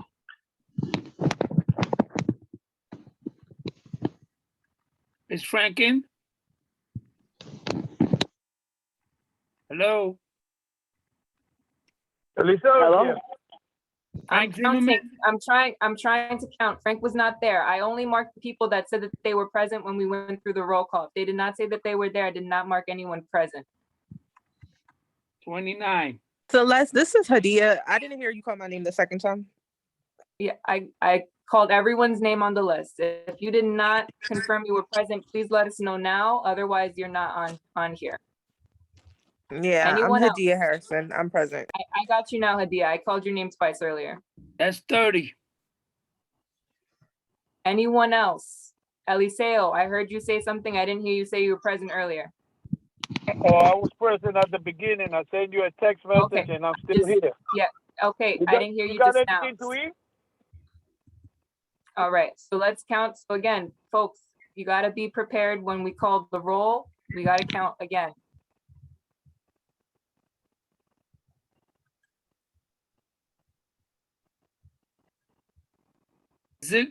I'm here, Zimmerman is on there. That's 32. So I don't, at this point, if people aren't responding when they're on, then it's very Yeah, I difficult know, but for he me put to it on the text. Okay, I'm not, when I'm looking at the sheet, I can't see the chat.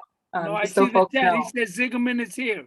That's Okay, 32. so, all right, so 32, the same number I mentioned earlier. If folks are Correct. satisfied with that, then it's basically what I just said a few minutes ago. So 32 divided by 2 18 is, I believe, 16.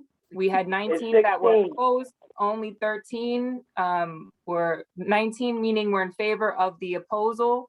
And then we had 13 that were not in favor of the opposal. So this motion carries. Okay, is everyone satisfied? Yeah. Yeah, and some folks, it seems like people are getting bounced off. If you don't mind, I'm just gonna check really quickly to make sure that some board members have the ability to speak.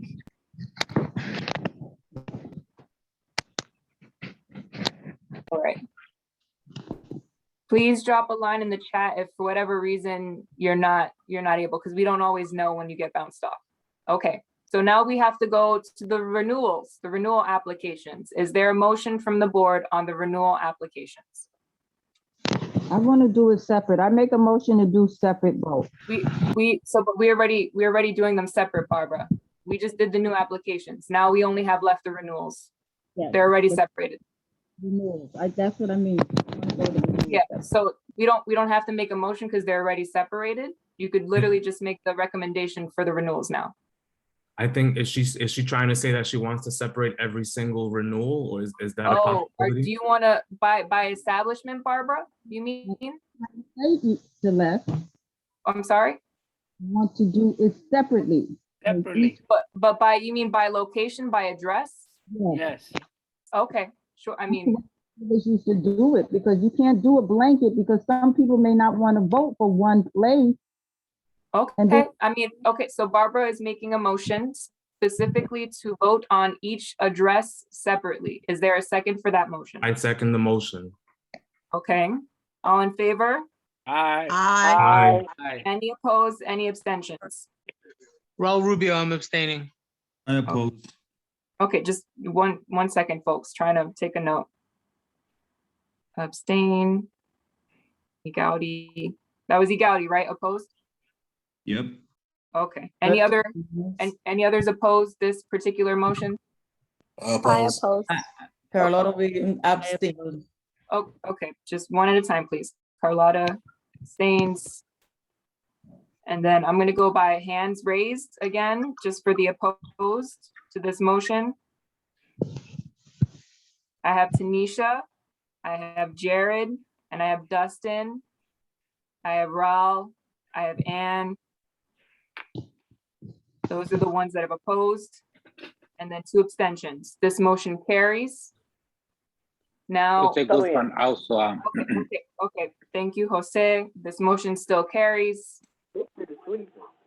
Now we will move on to the recommendations for the individual establishments. Right. Melissa, can you give us the address and the name of the first one, please? The address is 913 Broadway Avenue, and the name of the establishment is Crisis Bar LLC. Okay. Is there a motion for this establishment's renewal application? Anne? I make a motion to renew the application. I second that. Okay, and just a point of clarification, based on the committee's request, I mean, the committee's recommendation, Anne? Yes, Okay. exactly. That the new the owner presented yesterday and the committee's recommendation. So I am voting to support the committee's recommendation. Okay, and Egauti, was that you as a second? Yes. All right, all in favor? Aye. Any opposed? Any abstentions? Andy Marte abstains. Okay, Raul Rubio abstain. Carlotta Williams abstain. okay, And So I next, have- Owen abstains. okay. So I have Andy, Raul, Carlotta, and Annette abstaining. Anyone else? This motion carries. Thank you. The address and establishment name for the second one, Melissa? Yes, Celeste, the address is 41 Wilson Avenue, and the name of the establishment is Mexicali LLC, and yours truly LLC, La Loncheria. The three names for the three, they're under the same address. Got it. Is there a motion for this establishment? Anyone? Make a motion to renew Justin Sunmore. Wait, just point of clarification with the committee's recommendation. Yes, I make a motion to renew with the committee's recommendation or to Is there a second? Yeah, Guardian K-Power, second that. Okay, Guardier, I heard Guardier first, seconds. All in favor? Aye. Any opposed? Barbara Any Smith. Okay, Barbara Smith opposed. Any other Andy opposed? Marte opposes. Joanna Andy Bennett opposed. opposes. Joanna opposed. Robert Camacho. Jerry Valentin opposes. Okay, one at a time, please. Please raise your hands if you can. It just helps. Jerry Valentin. Any others opposed? Annette. Martha Brown opposes. Okay, one moment, please. Martha, Annette. Any others opposed? Elvina? Celeste, can I ask one question? I know I'm on the committee, but I thought we were going to wait until we find out about all these complaints that they had. No, that's not how the SLA works. They literally get 30 days to notify us, and then the SLA will review the application. So, but again, it's up to the board's discretion. If the board chooses not to give a recommendation, then that's the board's prerogative. And then whatever will happen will be up to the SLA. But since we're in the middle of a recommendation now, there's nothing that could, we have to finish the recommendation. So that's Robert Rules of Order. I'm going to read through those that are opposed. I have Barbara Smith, Andy Marte, Joanna, Jerry, Robert Camacho, Martha Brown, Annette, and Elvina. Any others opposed? You could put me because I thought differently. Okay, so Barbara Jackson also opposed. Any abstentions? Raul Rubio abstained. And who, I'm sorry, Raul, and who else? Carlotta. Okay. Just give me 1 second to do the tally. 9 board members opposed and 2 abstentions for a total of 11. This motion carries. Okay, I believe that brings us to the end of our recommendations, folks. Thank you to everyone for your patience. Oh, yes. Well, yes. Sorry, I don't want to take any more time. I just do want to make one comment. I do believe that there is a process, and that the committee takes on the role of going through this process, before coming to the full board. And I personally don't think it's fair that we just turn down 2 licenses, 2 new applicants coming into the neighborhood. And then, when it came to the renewal, due to the voting, that was able to pass. I just want us to be really cognizant and fair when it comes to this process, because we take our time out of our evenings with our children from our jobs to do this. And I would appreciate if there are concerns, to please come to the space, come to the committee, and raise your concerns, so we can figure out a better way of approaching. But I don't think what happened tonight was fair, and I will just say that. Thank you, Celeste. If I can just touch on that, because I was trying to say something earlier, and I was texting to Ann, and I should have just broken in. But I mean, I heard the argument was what the Assemblywoman said, and they were trying to jump on that. But the issue with that is more of the bodegas that sell dollar beers, or the liquor stores that sell the nips, not people walking in buying $16 cocktails, going out in the street causing that much mayhem. There's a bigger issue at stake, and why they allow liquor stores to pop up in our communities on every other corner. But we have an issue with this. I think if we want to tackle this and have a real discussion, we need to tackle both sides and not penalize these guys for coming in today. Because I do believe that this was just completely unfair based on the Assemblywoman jumping in, and you guys use that argument. So it was really ridiculous. I want to second the points that were made today. With the rising costs of food, with the pandemic that's literally beat these businesses down, with 2021 and 2020 being the worst economic turn for a lot of these businesses that are coming in. And and people who are trying to work, waitresses and staff who are not just trying to sit home, collect a check. I think this was 100% unfair. The amount of economic outcomes from these liquor licenses is not, people just drinking, peeing on the street and whatever you see from people consuming alcohol. People consuming alcohol and people going into an establishment are two different things. I think what we should do is always keep an eye out for bad actors and hold bad actors responsible, but also you cannot deny people the economic access to be able to serve alcohol with their food, because it really is that. It really is an economic bump to them. These businesses might not survive 1 or 2 extra weeks because of the rising cost of food. Like, it is really serious. They can't survive off of that alone. So that's all I'm gonna say. And I think this was very unfair to those new businesses that were trying to get this done. And I would. All right. Well, I'd like to say something.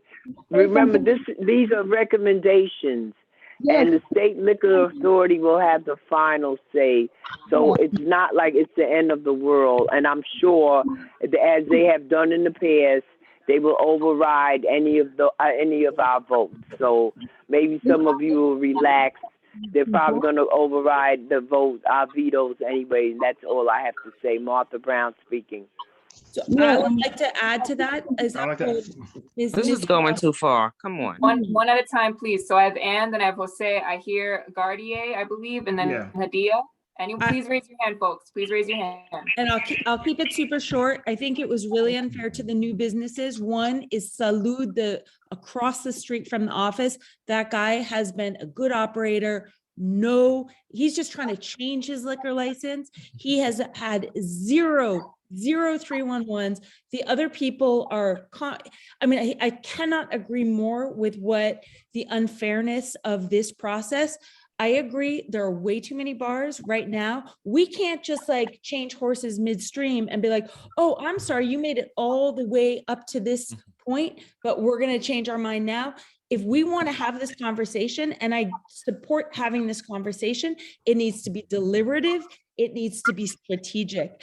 And I just would like to remind everyone of what happened about 6 years ago or 7, 8 years ago when we started the Midnight Sunday policy. At first, we were just, we realized we had to work with establishments to get them to follow our rules, because the ones who didn't just got the SLA and ignored us. So those people are still open till 4 a.m. on Sunday because they can, because they didn't get the stipulation on their liquor license because they chose not to work with us. They just sort of waited out the clock and got the SLA thing. So I think if we, as Melissa says, if we're not building community, if we're not working with people, we're going to get cut out of the process, and then we're going to be sitting on the sidelines complaining because no one listens to us. And everybody's not understanding this. I used to be the chairperson, and it's not the board that's stopping anyone from getting a liquor license. They're going to go around us no matter what. It's the idea, if you have any kind of disturbancy or something in your establishment, you have to come to the board. Though the committee should have brought these people to the board committee for a long talk before bringing it to the community board for that we found out they had 72 complaints against them. Don't think that we're being harsh. It's not right. You're thinking that we're being harsh because you voted like that. No, the state liquor license charges people $4,535 for a liquor license. They're going to go straight and get their liquor license no matter what the community board force says. Exactly. Yes. And so I know I used to look good. That's it. So we have a stack, please, folks. If we can just be mindful of the stack. I know we all have comments on this. So Jose is next, then Joanna, then Raul, then Gardier, then Andy, then Tanisha. Please remember, and then afterwards is Hadia. So I'm going in order of the hands that I see. If folks can just please follow that order, because the screen's bouncing around on me. And so we have Jose to is next. The governor. Thank you so much. Thank you so much, Celeste. Yes. Imam next. Somebody else is speaking over. Yeah, go ahead. I just want to say that I thank all the chair members of every committee for taking an extra week to be on those meetings, and I just find really upsetting that this opposition is coming up to the general meeting while we have these meetings for committees. And Melissa, I totally understand your point that if anybody had any objections about this, it should be brought up at the committee level, and those communications should be brought up at the general members meeting. I do want to say last that we don't have any bounding power. All of us that we can do it just to have the business to sign a stipulation. And by just denying things bluntly, we are just losing some leverage to have some kind of control with those business. So, but I just want to say, Melissa, thank you so much for all your work, and thank you. Joanna, thank you, Jose. Yeah. Good evening, everyone. Some people seem to think that it was Assemblywoman Maritza Davila's statement that influenced this committee. And about 5 years ago, before I even joined the community board, I attended a meeting that was held at Wyckoff Heights Hospital. And I remember saying to the panelists were Martin Delon and Assemblywoman Maritza Davila. And I said at that meeting that because someone wrote an article that Bushwick was the up and coming community, that we were being inundated with liquor license requests. And that even at that time, there was so many liquor license requests that the community board tried to call a moratorium. They had so many liquor license requests coming into Bushwick. This is not new. This is not new whatsoever. I remember Maritza Davila saying, "Oh, I didn't know how the community felt about that." And I said, "Well, you have a representative who attends all the community board meetings, don't you? Didn't they bring your feelings, our feelings back to you?" And she said, "No, she didn't meet with her representative after these meetings." I remember that clearly, and I was shocked to hear that. So we have representatives from the political offices who come to our meetings, they hear what's expressed in the community board meetings, and they don't take it back to their supervisors. That was a sentiment in Bushwick. I remember very, very clearly. So yes, if we want to have liquor stores and liquor, the things that we need, a liquor store, a liquor license on every single corner, you don't have to walk more than 2 blocks in Bushwick to get liquor. So what do we want from our community? And it's not that we're trying to persecute, individuals. We are just being flooded with liquor and we're feeling the repercussions of it. So that's my statement. And Maritza Davila spoke about it today because now it's in her backyard, what she said, where she lives. And then when it's your backyard, how are you going to feel when you can't come out of your house and there's noise and beer bottles on the corners, and you park your car and your tires running over beer bottle, broken bottles. This is what's happening. So that's all I have to say about that. No, it's not new. Okay. And maybe we should come up with a better policy. Okay, Ms. Bennett, thank you. Raul? I'm going to be really quick because some of the points I was going to make have been made by others. But dealing with small businesses, we need to find a way to influence the decision making. I can tell you, like businesses who come to me to get started, they want to be part of the community and you can influence them. They are already under a lot of pressure, regulatory pressure, etc. So they're coming into a community and investing their capital. They want to be on the side of the community. They want to respect you and hear you. So that at that point, you can really influence them. And so I think that's what we should do. We may not have the ability to stop them from coming in. They can go around us and go to the liquor authority and get the license, but we can influence them. And we should do that to the utmost, making sure that they use local suppliers, making sure they use the local workforce, maybe having them donate to local nonprofits, having cleanup crews locally. By forcing them, we have a lot of influence, even though we may not be able to stop them. And we should use that influence because Bushwick, as you know, it is a really desirable neighborhood because of the people on this committee. And we should use our power in a very advantageous way and use the leverage that we have. Thank you. Just a point of order really quickly. I want to make sure. So, okay. So yeah, as I thought, there is one last application that was reviewed separately from both the new applications and the renewal applications. This is specifically for a class change. I believe Melissa just mentioned Salud. I forget who mentioned Salud. Someone previously mentioned Salud, and thank you. They are up for a class change. Right now, they have a wine, beer, cider license, and they are seeking to change their class to liquor, wine, beer, cider in order to be able to remain in the neighborhood. So there's still one last application that needs to be voted on. Is there a motion from the board on this application? I make a motion to motion. support it, Andy Marte. Oh, so I'm sorry, Andy, what was the motion? Excuse me, Celeste, support can the I change. make a comment before we get into the voting real fast? I promise it'll take less than 2 minutes, but Sure. I've been patiently Yes. waiting. Yeah, I just want to absolutely. say that I am relatively new to this space as far as being a member on the board, but I've been living in the Bushwick area for almost a decade now, and I've attended quite a few public meetings.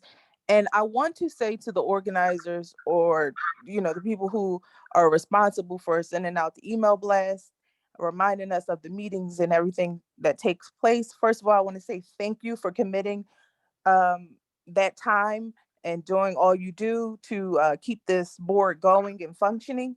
But I also want to say that as far as what's happening tonight, as far as the voting process and the voting and the issue of fairness, I think some of the leaders need to keep in mind the aspect of volunteer and be considerate of time. And I just think this situation that's happening right now is an instance of scheduling issues. And I don't think it was a lot of mindfulness in regards to that. I'm a part of the licensing and boards committee, like the licensing committee. And we just had this meeting discussing these issues just yesterday. Why would that meeting and then this bigger meeting be scheduled in such close proximity where it's not really a lot of time to decipher exactly what's going on and to reestablish to the greater board what took place yesterday and why we had to bring these issues to the greater board. I think a lot of the voting that's happening, it's happening due to our psyches are physically tired. We've been on this line for 5 hours now. That's not an appropriate way, in my opinion, to vote for such consequential things that's happening in our neighborhood. Why would you wait 5 hours later to, hold the voting? I just think it could have been organized a little bit better. And I think that is attributing to a lot of the confusion and perhaps the unfairness that was mentioned earlier in regards to how we're voting on these establishments. So, I think there needs to be some internal change of the way the meetings are held and the scheduling of the meetings and the mindfulness of time and the fact that we're volunteering versus some of the leaders who organize these meetings. You're being paid on this time. I've been on this line for 5 hours. Yesterday I was in the meeting for 3-4 hours. That y'all got to be a little bit more efficient with okay, this probably is not going to work out good, especially if we're making such consequential votes on our neighborhood and our livelihood. And with that said, it's almost 10 p.m. I'm logging out. Have a good night. Thank you everyone for allowing me to voice my opinion. And that's just the way I feel. Good night, everybody. May I, Celeste? May I? She's right. We don't get paid. We are volunteers. I've been on this board for a little more than 34 years. And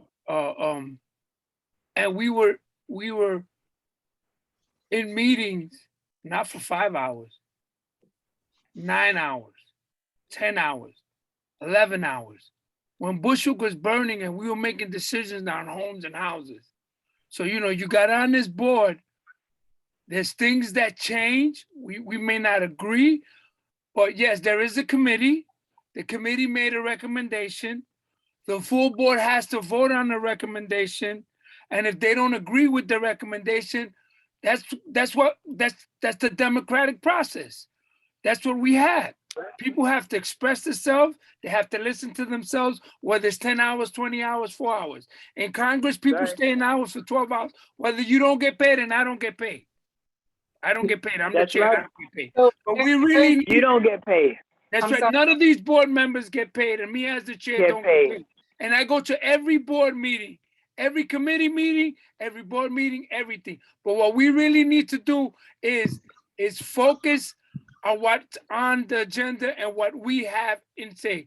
There was a recommendation. I know Marissa, she does a wonderful job. And her job is to make what the committee, if that's how the committee felt, and they made a recommendation and not the way it went, we have a right to vote up or down on the process. And that's the democratic process. A point, Right, just right. You're right. for the sake- Absolutely. right. A point It's of the, order. it's the democratic process. It's the Yeah. democratic process. If it takes 5 and hours, that's what 20 we have- hours, we always have do, to but do we it. got to make sure that we're focused That's right. on what we have and what we're doing. Right. So Yes. point of Whether order. we Right. agree or not. Okay, point of order. Point of I know I order. was saying good night. Yeah. I'm so sorry. Point of order. There is a motion on the floor. I respectfully allowed Lydia to speak because she was waiting, but we have an active motion from Andy in support of Salud's class change application. I second that recommendation. Thank you. Can I quickly No, explain my not, motion? we're in the middle of a No, motion. no. There's a We're in the motion middle and of a second. motion. You got it. We're in the All middle in of a motion. favor? All in favor? Aye. Aye. Aye. Any opposed? Aye. Any opposed? Any Any opposed? abstentions? Any abstentions? Motion carried. Thank you, Celeste. Thank you. Now, anyone else Fred? that has a final comment, just be mindful I had of a time, comment. please. Yeah, I've been Go waiting ahead, for this. Gautier, and then Andy. Wait 1 second. Wait Gautier. 1 second. Carhart, and then Desmond, and then No. Andy Martinez, and that's it. Yeah, yes, Gautier, then Andy. Yes. 2 minutes. Most people already covered a lot of things I wanted to say, but at one point I wanted to make about this, Mr. Camacho and everyone else, I understand it's a democratic process. I understand that everyone has the right to vote the way they decide to vote. My only concern about what happened tonight is about consistency. So if we're saying that because of all the additional liquor license that have been coming in, and so as a result, as a community board, we come up with a new policy, we're going to have a moratorium, at least we have a consistent policy that we can then vote on. But all of a sudden, it feels like we just arbitrarily denied 2 applications tonight, and we don't have a consistent policy across the board. So now I just want to understand going forward, because I too spend my time on the committee. So if the policy here now is that we're not going to renew anything, I'm not renew, but we're not going to approve any new applications. And so there's no need for us to be sitting on the committee to discuss anything, then that's fine. I can just skip the committee meeting and just come to the general board meeting and just vote up or down and not have to sit through the committee meeting. But if we are going to say that we will at least review these things in the committee, express our concerns before we bring to the full board, then I agree with that. But let's at least try to be consistent and say, these are the things we're looking for. Yeah, the boxes you need to check. And if you check those boxes, then fine. And if you don't check those boxes, then no, we won't consider you, we won't give you a recommendation. But I just feel like tonight we're very consistent and it wasn't fair. And that's what I have to say. Thank you, Ms. Carhart. Andy, final Andy, comment. Final comment. I just want to mention that my family are small business owners. They sell beer in their small business. We've had a bodega probably for the last 20 years. I also want to mention the fact that I live on Star Street, in between bars all over the place, and never had any issues. I think what the concern today was pretty much the combining of the renewals with the new liquor licenses. And for the last 2 or 3 months that I've been on the board, we've sort of just been making blanket votes. I've been abstaining. And I just sort of just wanted to point that out, the fact that we should individualize these things. And I understand that the committee is making their recommendations. And I truly appreciate everybody that's serving on the committee. And I appreciate everybody's time here. But I think as a full board, we should all have the time to also vote on that. Not all of us can make it to every committee. I probably serve on a committee, so I'm not going to be able to go to more than one committee, just because I do a bunch of other stuff. But I think we all need to be cognizant of the fact that there are good bars, there are bad bars, and the fact that that's a fact, and we need to be able to think about those things. Yes. Thank you. Thank you. Anne, And last one. you're muted, Anne. You're muted. Sorry, I appreciate that, Andy. I think solid point. However, I think what ended up happening is that the objection has now to the idea of a blanket vote, which is, I think, a strong point, has now penalized two small businesses who have been working for a very long time, who have been building up their thing, and this was their final moment. They've got everything ready, all of their ducks in a row. They come before us. And so I think our procedural objection has now penalized two people who we did not even consider on their merits. We ended up approving the bar who had 71 like 311 calls, and we did not even consider the two young businesses who. So why don't you do this? Listen, why don't you just rescind the vote, carry it over, you people from the committee meet, maybe you could rescind the vote and write a letter, a recommendation from the district manager or Mr. Camacho. So point of order, just really quick. First, I just want to speak to Andy's comment about the blanket vote. It is always the prerogative of this board. You can decide whenever you want to do a blanket vote or not. If there is no motion for a blanket vote, then there is no blanket vote. But if everybody votes for a blanket vote, there will be a blanket vote. There's always that option, which is why I always ask. Now, what happened this evening was separate from that blanket vote. So basically, by saying there was no blanket vote, everything was voted on individually, as Anne has just specified. Now, if there is a motion to rescind anything that's happened this evening, now is the time. Is there a motion? Make a motion to rescind. I second the motion. Okay, Tanisha. You want to make a motion to rescind? Okay, I don't care. Just to clarify. I think we should do this process differently and take more time to be considerate. Tanisha, can you clarify what's being rescinded, please? Forgive me if I don't say correctly. I make a motion to rescind the vote to not recommend those two new applications for liquor licenses for those two establishments. Is that correct? I see Ann Guiney, yes, you got it right. Ann Guiney seconded. I just want to make sure I heard it 100% correctly. So could maybe somebody restate the motion? But I think I agree, but I just want to make sure. It was to rescind the vote on the two new applicants this evening. To rescind the blanket denial for new Yes. applications. To rescind the blanket denial. Write it down. Write it down. Okay. I second that. So all in favor? Aye. Any opposed? Any abstentions? And you know what? Make it for further review, okay? Make it for further review. No, We'll give you some leeway. So it was already, the motion was already made. Okay. Any opposed, any abstentions? I hear no one. Raul Rubio is abstaining. Okay, anyone else? Okay, so this carries. The motion was rescinded. Is there a new motion? I make a motion to vote on the two applications individually, Andy Marte. What happens if it's the same? Individually, then we will spend as many minutes doing the same thing over again. I second Andy Marte's motion. Okay, and all in favor? Aye. Any opposed?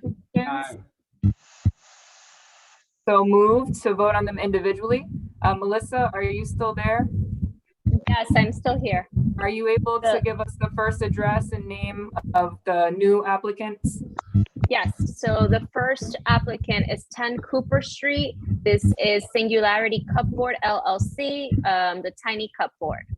And this is the recommendation with the hour stated in the notes from the committee with the recognition of stipulations in place. Can you just specify what type of establishment it is? Is it a restaurant or a bar? Yes, it's a bar. It's a comedy club that is looking for a beer and wine license to increase their revenue. Thank you. Is there a motion on this applicant or application? Anyone? I doesn't Monroe make a motion to approve it with all committee stipulations in place. Is there a second? I second the motion. Okay, and seconds, all in favor? Aye. Aye. Any Ay, opposed? ay, ay. Any opposed? I Any oppose. abstentions? Okay, I oppose. okay. Hadia opposes. Abstain, Any Andy Marte. abstention? I'm sorry, Andy, you also oppose? I abstain. You abstain, okay. Aside polite, I also abstain. Raul Rubio also abstains. Okay, Barbara Smith abstained. okay, just give me 1 second. And Joshua Anyone? Brown. Also. Okay.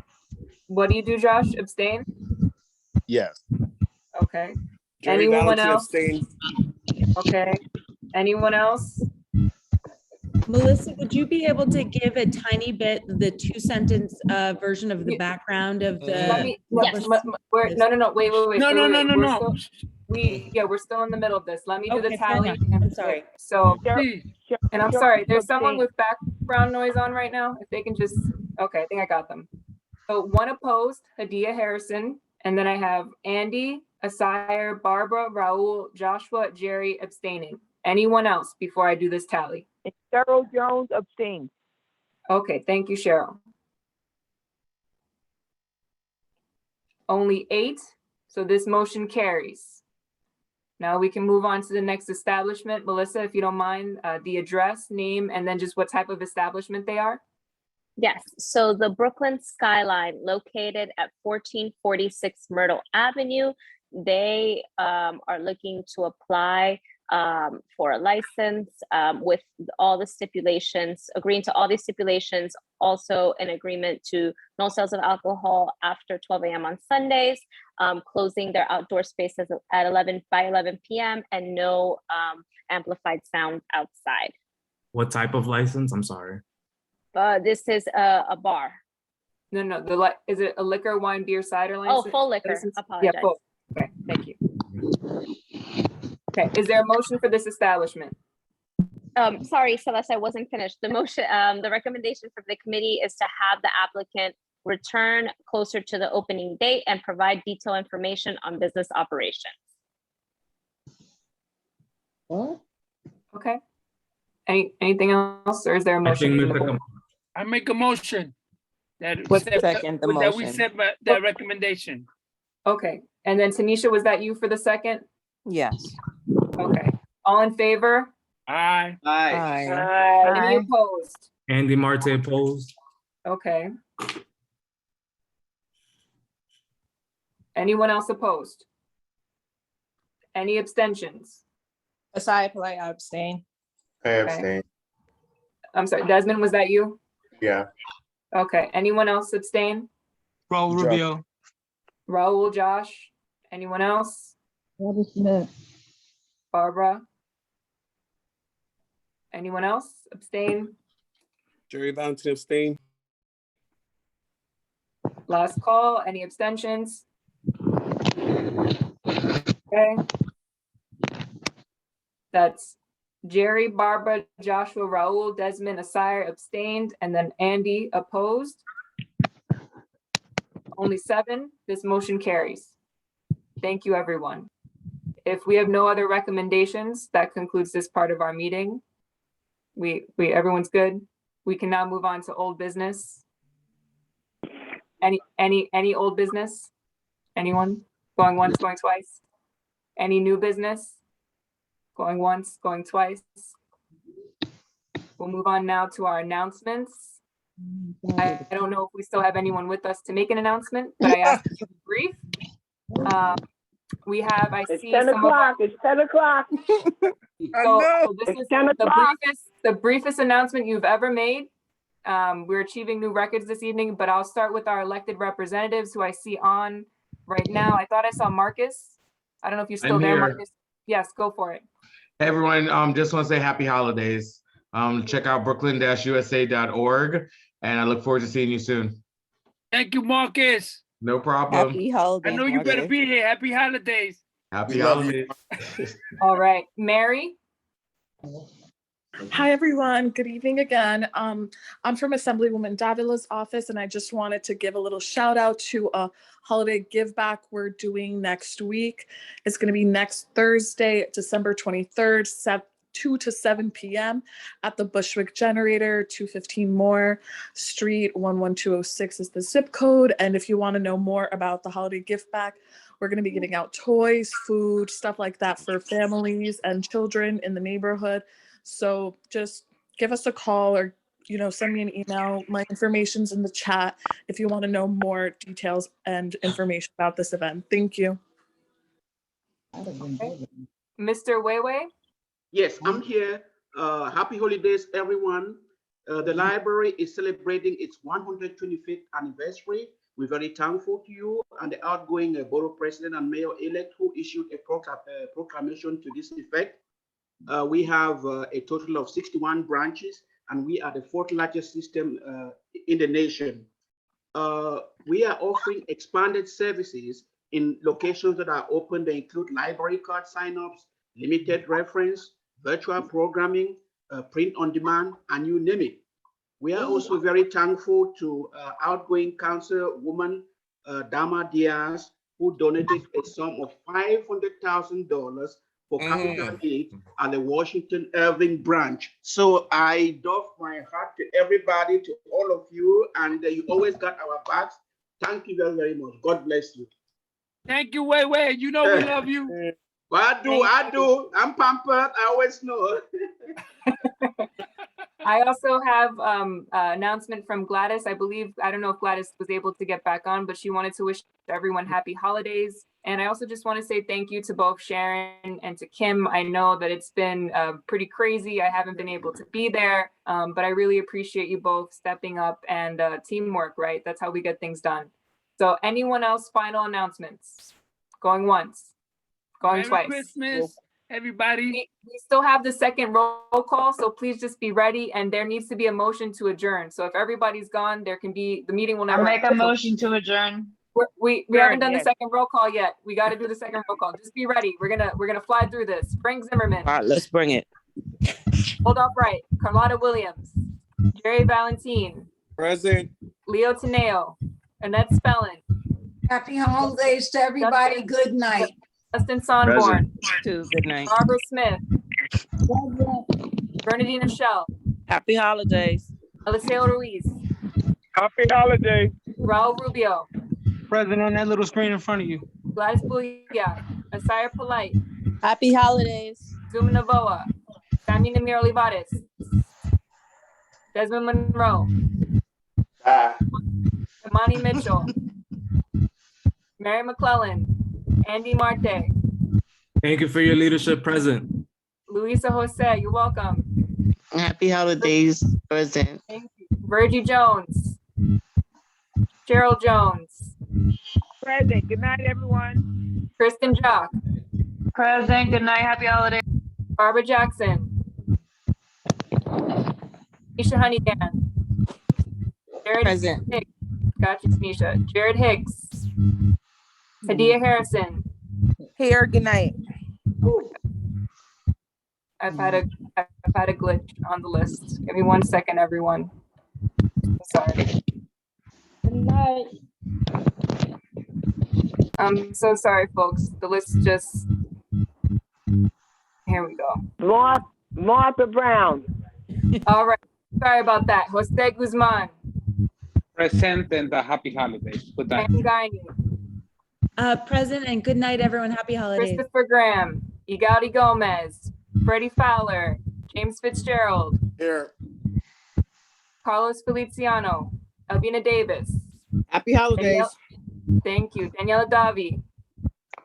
Andrew Choi. Luisa Chan. Felix Ceballos. Happy holiday. Melissa Carrera. Here, good night, everyone. Thank you. P.A. Caphart. Robert Camacho. Happy holidays. Raul Brown. Happy holidays. Martha Brown. Good night and happy holidays. Joshua Brown.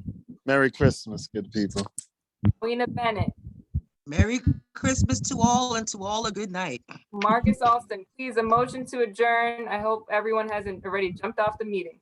I'll make a motion to adjourn. Okay. In the day second.